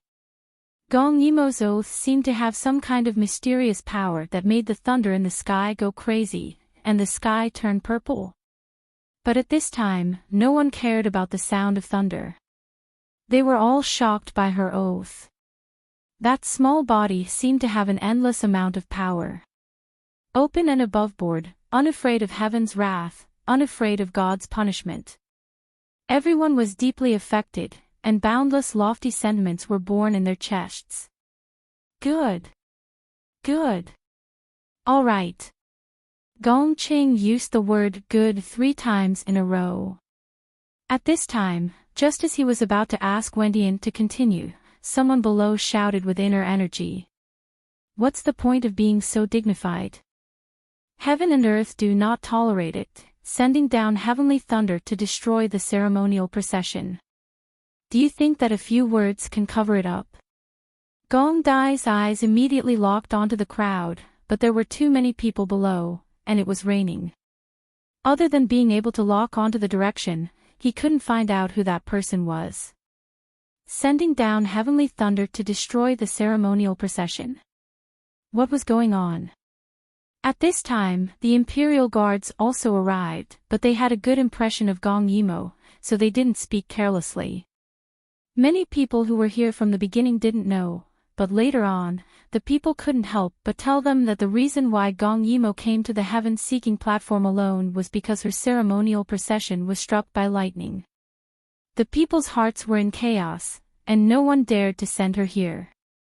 Like this, 1 spread to 10, 10 spread to 100, and many people looked at Gong Yimo with a subtle expression.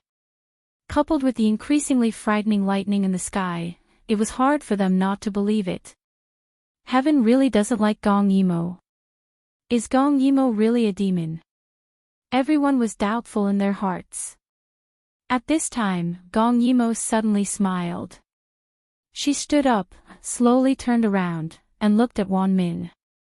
She was clearly wearing the most simple and crude robes, her hair was clearly disheveled, and her forehead was broken, but the moment she turned around, there seemed to be a kind of king's prestige that made everyone shut their mouths.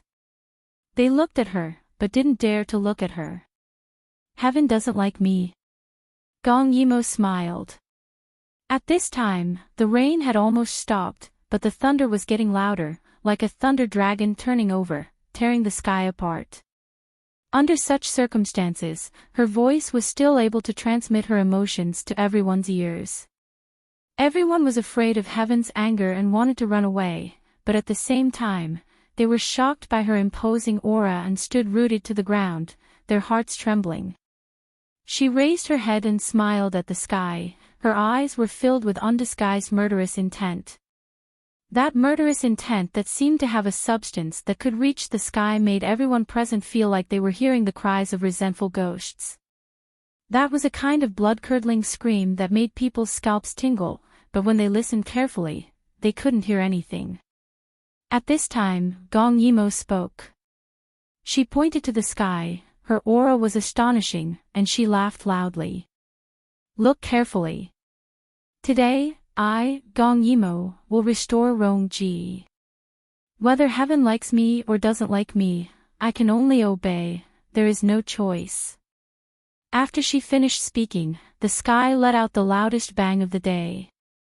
It was as if heaven was rebelling against her words. Compared to the dark sky, she was so small. However, Gong Yimo wasn't afraid. She smiled and said to the emperor, who was already stunned. Imperial Father, ask the heavens. Emperor Gong was really frightened. When Gong Yimo pointed to the sky and said that sentence, the arrogance and domineering aura around her, and her calm and casual attitude, all made him want to submit to her. So when he heard Gong Yimo's words, he almost subconsciously obeyed, and repeated what he said before. At this time, the rain had completely stopped, but the heavenly thunder seemed to be close at hand. Blue and purple flashed, and kept exploding. It was as if heaven was making its final resistance and roar. Such a rare and terrible scene made him stand on the heaven-seeking platform and speak with an undetectable tremble. Today, in the winter of the 12th month of the 21st year of the Zhou calendar, the third emperor of Daiyu State, Emperor Gongqing, is here to ask the heavens, I have a daughter, pure and intelligent, with outstanding wisdom. She has contributed to Daiyu State and the people. She has a broad mind and can bear heavy responsibilities. I specially grant her the same position as the crown prince, and specially confer upon her the title of Feng Gui Rong Ji. At this point, he said with some apprehension. Ask the heavens and earth, tell the people, ask for heaven's instructions. Ask for heaven's instructions. At this time, Gong Dai, who was standing at the side, knelt down and said seriously. When he knelt down, all the imperial guards knelt down in unison. Ask for heaven's instructions. Because Gong Dai had a good impression of punishing the evil people, many people who still believed in Gong Yimo couldn't help but kneel down piously. When the officials saw Gong Dai kneel, they didn't dare to not kneel. So at this moment, everyone knelt on the heaven-seeking platform. Ask for heaven's instructions. This overwhelming call for heaven's instructions resounded throughout the imperial city, making everyone's hearts tremble. They were in awe. However, Gong Yimo didn't kneel. She looked at the sky and smiled triumphantly. Originally, she should have knelt down, but at this time, she only said one sentence. Today, I, Gong Yimo, am restored. Ask for heaven's blessings. Give me an auspicious omen. Her words stunned everyone, and they all looked up. But when they looked up, what did they see? They saw the sound of thunder suddenly disappear, and the dark clouds receded like the tide. Following that, a ray of light shone down, and the clouds seemed to break apart. In an instant, tens of thousands of rays of light pierced through. Heaven was showing its power. Chapter 261. Those soft rays of light landed on Gong Yimo's face, lighting up her entire being. Her eyes were dazzling. More and more of these warm beams of light appeared, and they were of different colors. The dark clouds seemed to have shattered, and then the beams of light merged into one, finally forming a winding barrier. It was colorful and beautiful beyond compare. A vision from the heavens, flourishing prosperity. The heavens had really blessed them. This magnificent spectacle made everyone not dare to make a sound, especially Gong Cheng and Gong Dai. They stood high up and could see further. It could be said that they could see the entire imperial city in their eyes. Under the magnificent rays of light, the sparkling roof tiles and neat eaves were displayed. Gong Cheng seemed to have seen a peaceful and prosperous time. Under the rays of light, they slowly opened. Beside their ears, they could even hear the soft sound of strings coming from the sky. Gong Dai looked at this scene in disbelief. Finally, he looked at Gong Yimo. At this moment, Gong Yimo was not looking at him. She was just enjoying the rays of light. That sparkling face of hers was glistening, as if she would turn into a feather in the next moment. In his heart, he was suddenly afraid. This ability to change the color of the heavens and earth, was it really something that could be achieved by humans? Was it really something that mortals could have? If she couldn't, would his royal sister appear like this one day and then suddenly disappear?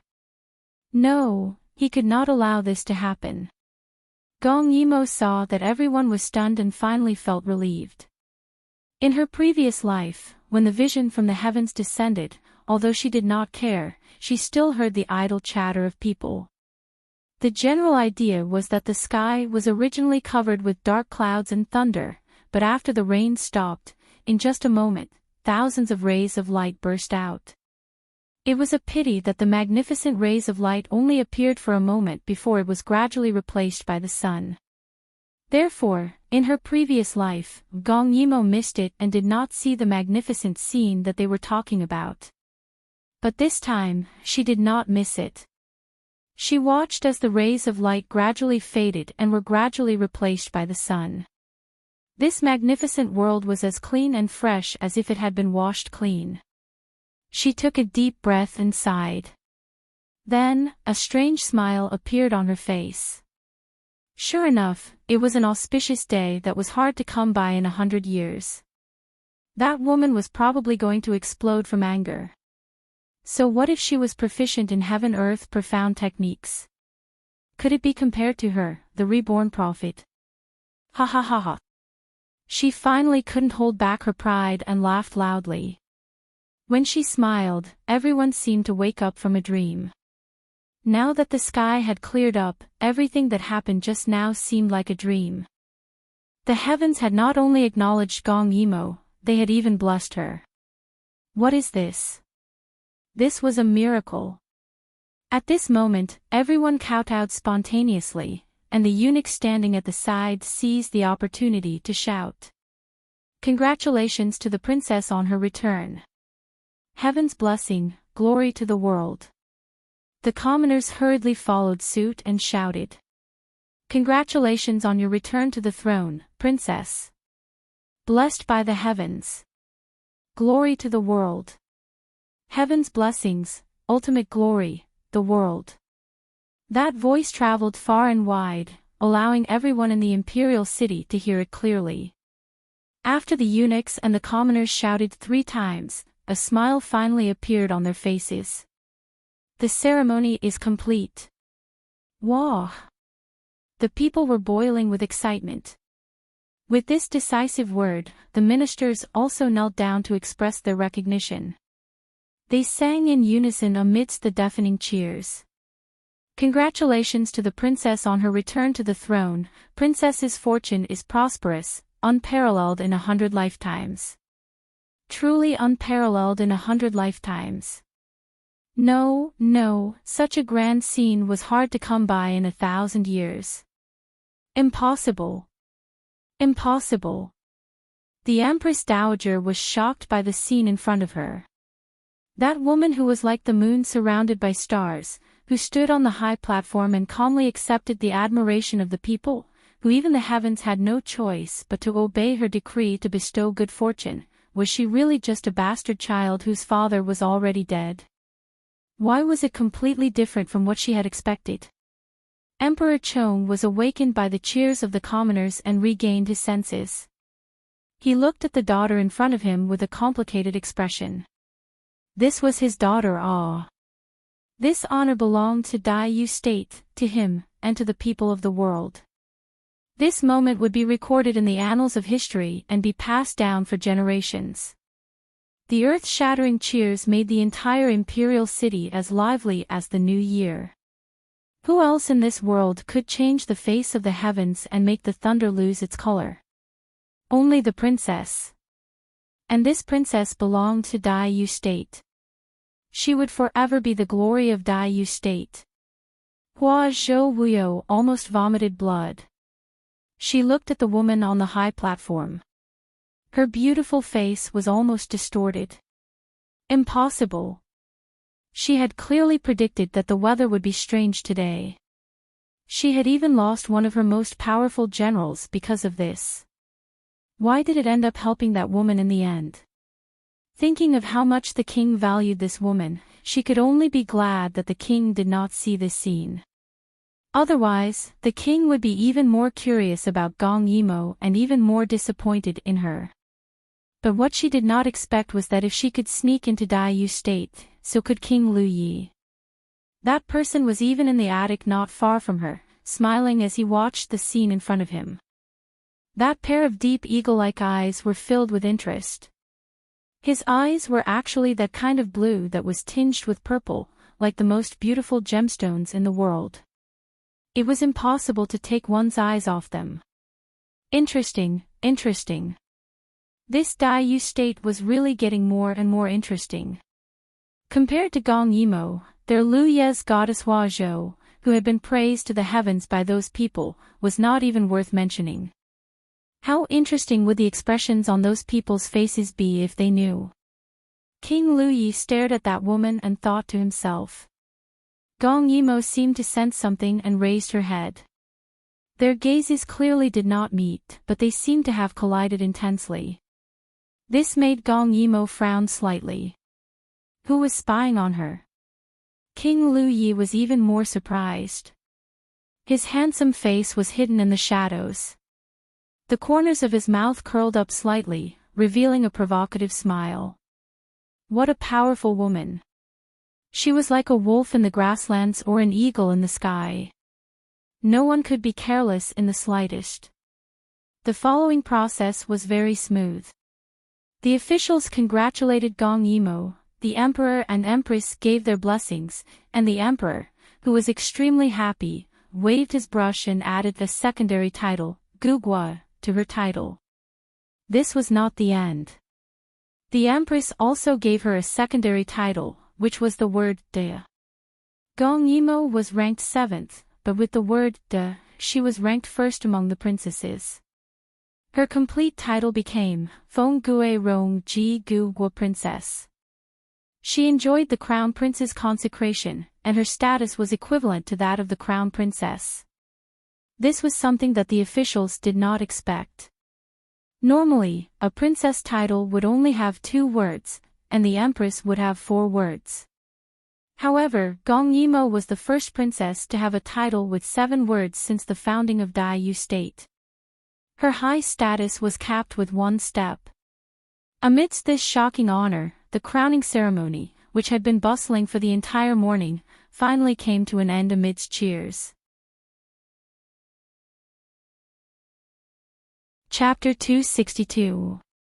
After leaving the heavenly platform and returning to the palace, Gong Yimo had just changed into a new set of clothes. Before she could catch her breath, she was summoned by the emperor. It couldn't be helped. The matter of Liu Ye's invasion was too important. Otherwise, he wouldn't have called her so urgently.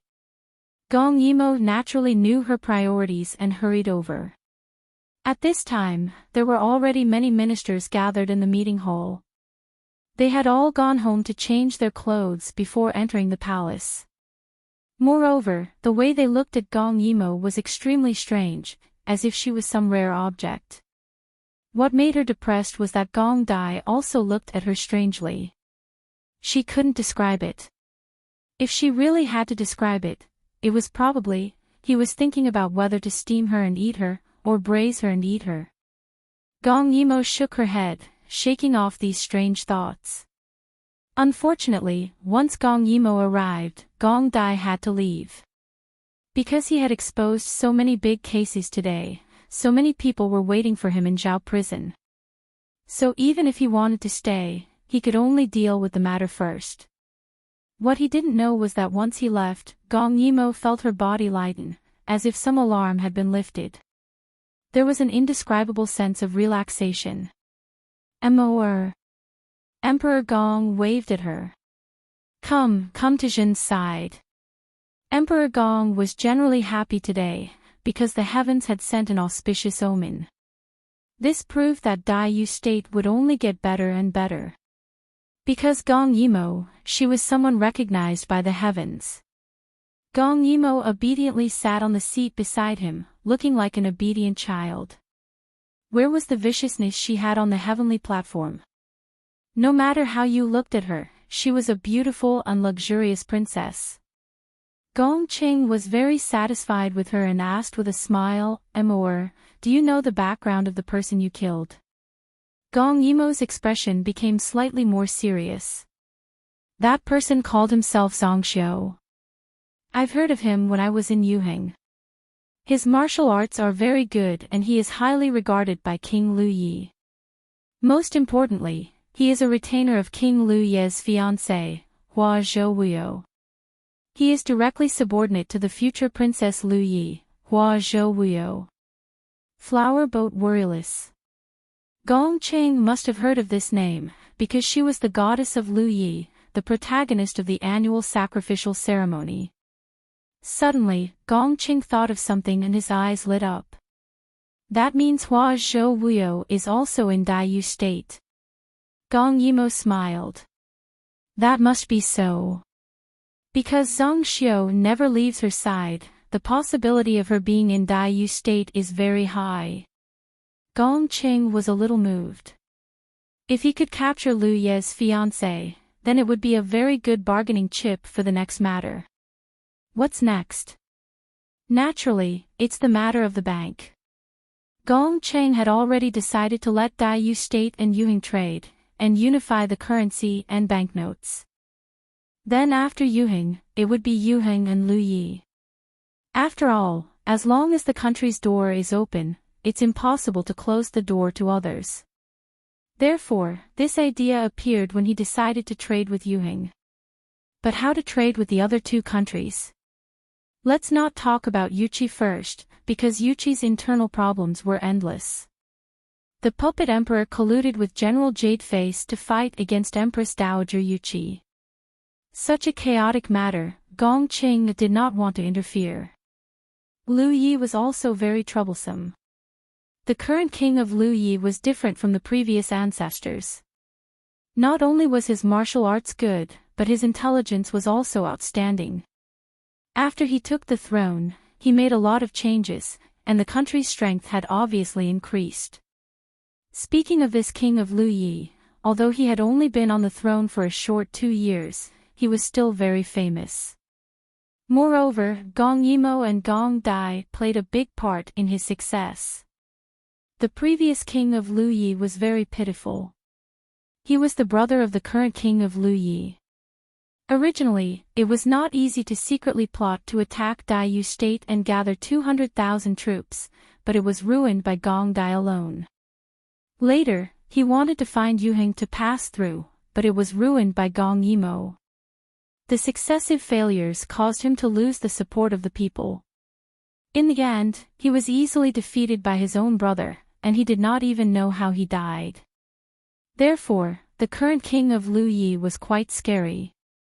He took the throne through a rebellion, but was able to win the hearts of the people in just 2 years. It could be seen that his methods were impressive. Therefore, if one wanted to deal with him and take the initiative, then one must have a bargaining chip in hand. Right now, was there a better bargaining chip than Lu Ye's goddess, king of Lu Ye's fiancé? As long as she was captured, the matter of the bank would be much smoother. However, she did not know where she was hiding. However, Gong Yimo was very clear that if she killed Sang Xiu, Hua Zhou Wuyu would definitely not let her go.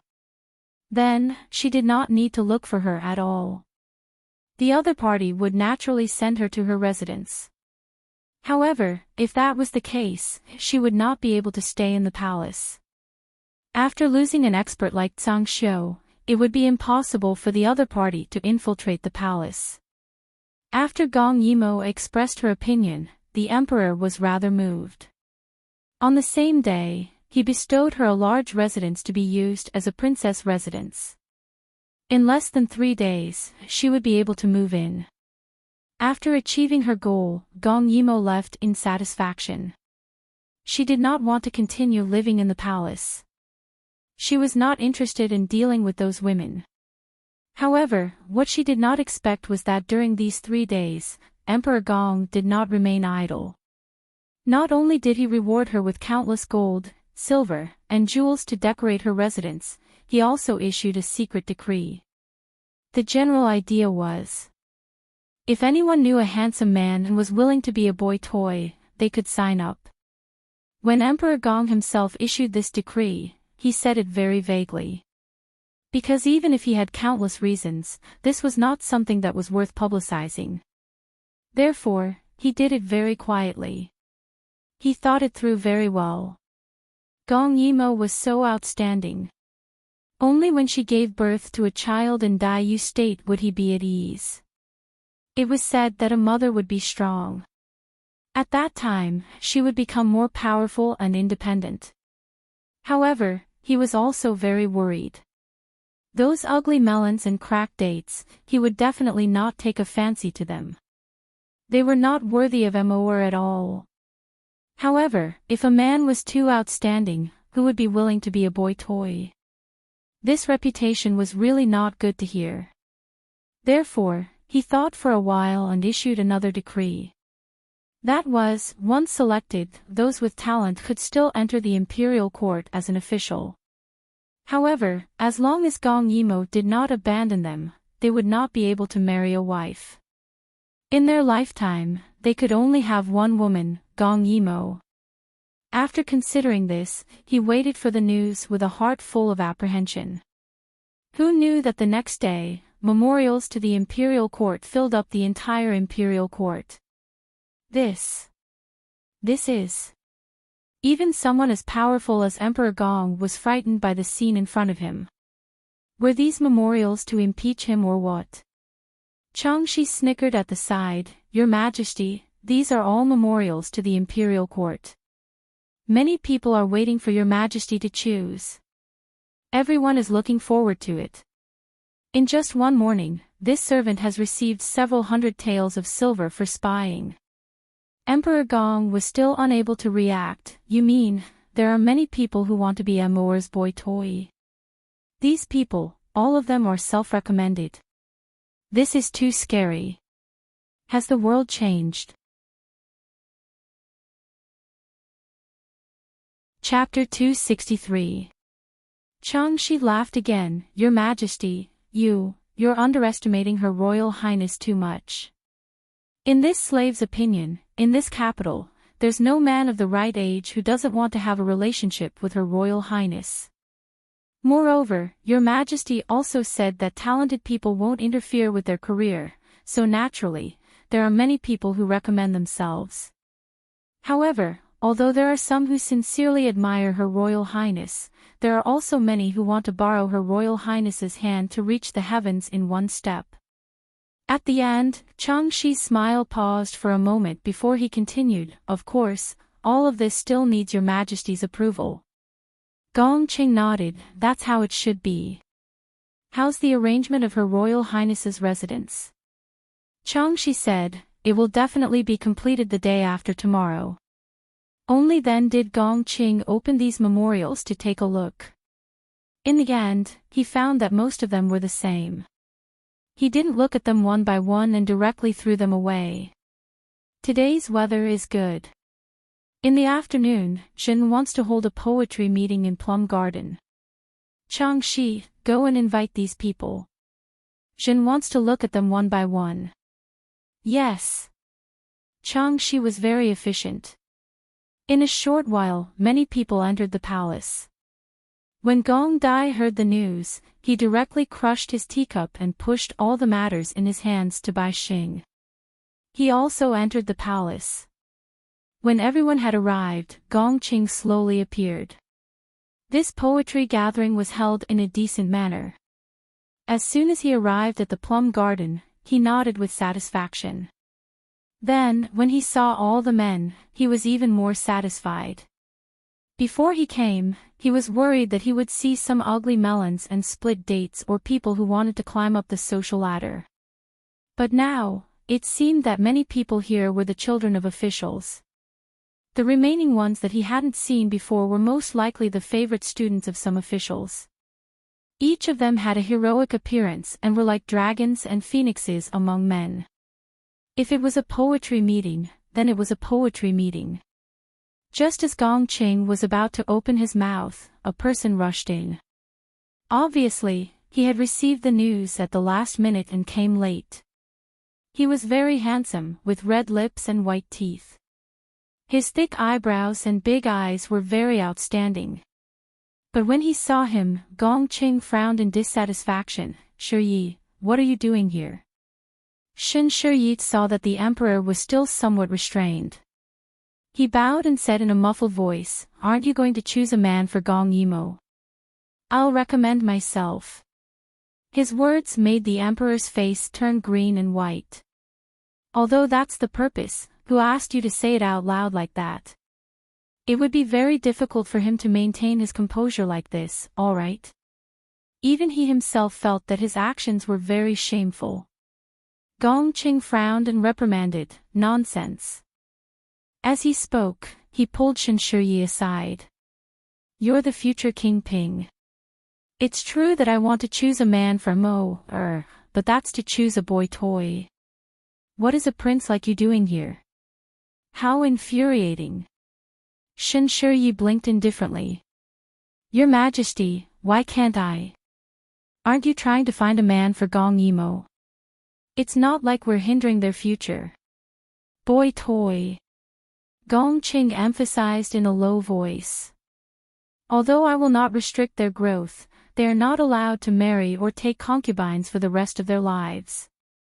They can only have Immerse, and they have to share her with others. This, can you accept it? Shen Shiyi snorted. Aside from the last point, I can accept it. Gongqing looked at him in bewilderment. Since when did Shen Shiyi have such deep feelings for Immerse? It's useless even if you can accept it. When your grandmother personally comes to tell me that she can accept it, then we'll talk about it again. At the mention of his grandmother, Shen Shiyi wilted, but he still stubbornly refused to leave. Gong Cheng had no choice but to point to a very remote table. You sit there. Wait, don't talk. Shen Shiyi very reluctantly sat at the end of the banquet table, glaring at the people present like a tiger watching its prey. At this time, Gong Yimo was reading a book when she suddenly heard Gong Dai coming. She was so frightened that she quickly got up, not knowing what expression to use to face him. Towards Gong Dai, she was very complicated. First, she felt that in order to avoid future rumors and countless troubles, it was best to break it off as soon as possible. Second, she was afraid of hurting him. This made Gong Yimo very difficult. It could be said that she had never been so hesitant. Gong Dai, on the other hand, directly went to Gong Yimo's palace as if there was no one else present. And as soon as he came in, his face was gloomy and full of murderous intent. What's wrong? Gong Yimo looked at him and asked in bewilderment.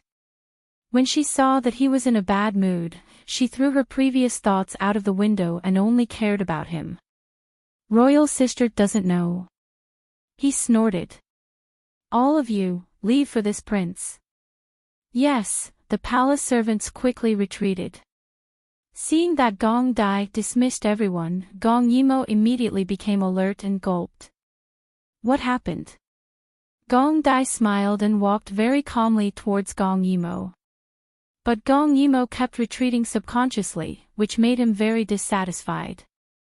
Imperial father is choosing a male pet for you. What? Gong Yimo was stunned. She thought of something and quickly walked out. What time was it? Even if he really wanted to choose, there was no need to be in such a hurry, right? But the moment she walked out, the moment she passed by Gong Dai, she was hugged from behind by Gong Dai. He hugged her very tightly. You, let go of me. Gong Yimo suddenly remembered that the person beside her was the most dangerous. The moment he came close, she exploded. And her ears were red, itchy from his breath. Gong Dai buried his head in her neck. I'm not letting go. You want to see those men? Gong Yimo knew that he was jealous and was very speechless. She softened her tone and said, let go of me first. I just want to find Imperial Father and ask him not to do this. Not now. Why? I don't want those men to see you. You're mine. Gong Yimo was at a loss. She twisted her body a few times and found that Gong Dai was holding her very tightly. She almost wanted to use force. Why was it like this? She was a little angry. You weren't like this in the past. You were so obedient in the past. You would never treat me like this. Gong Dai suddenly looked up when he heard that. How did I treat you? He kissed her hair very gently. Like this.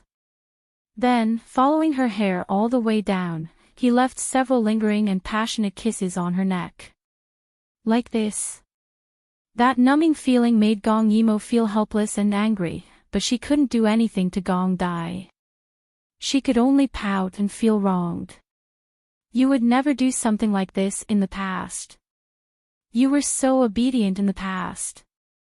Gong Ju suddenly chuckled in her ear. In the past.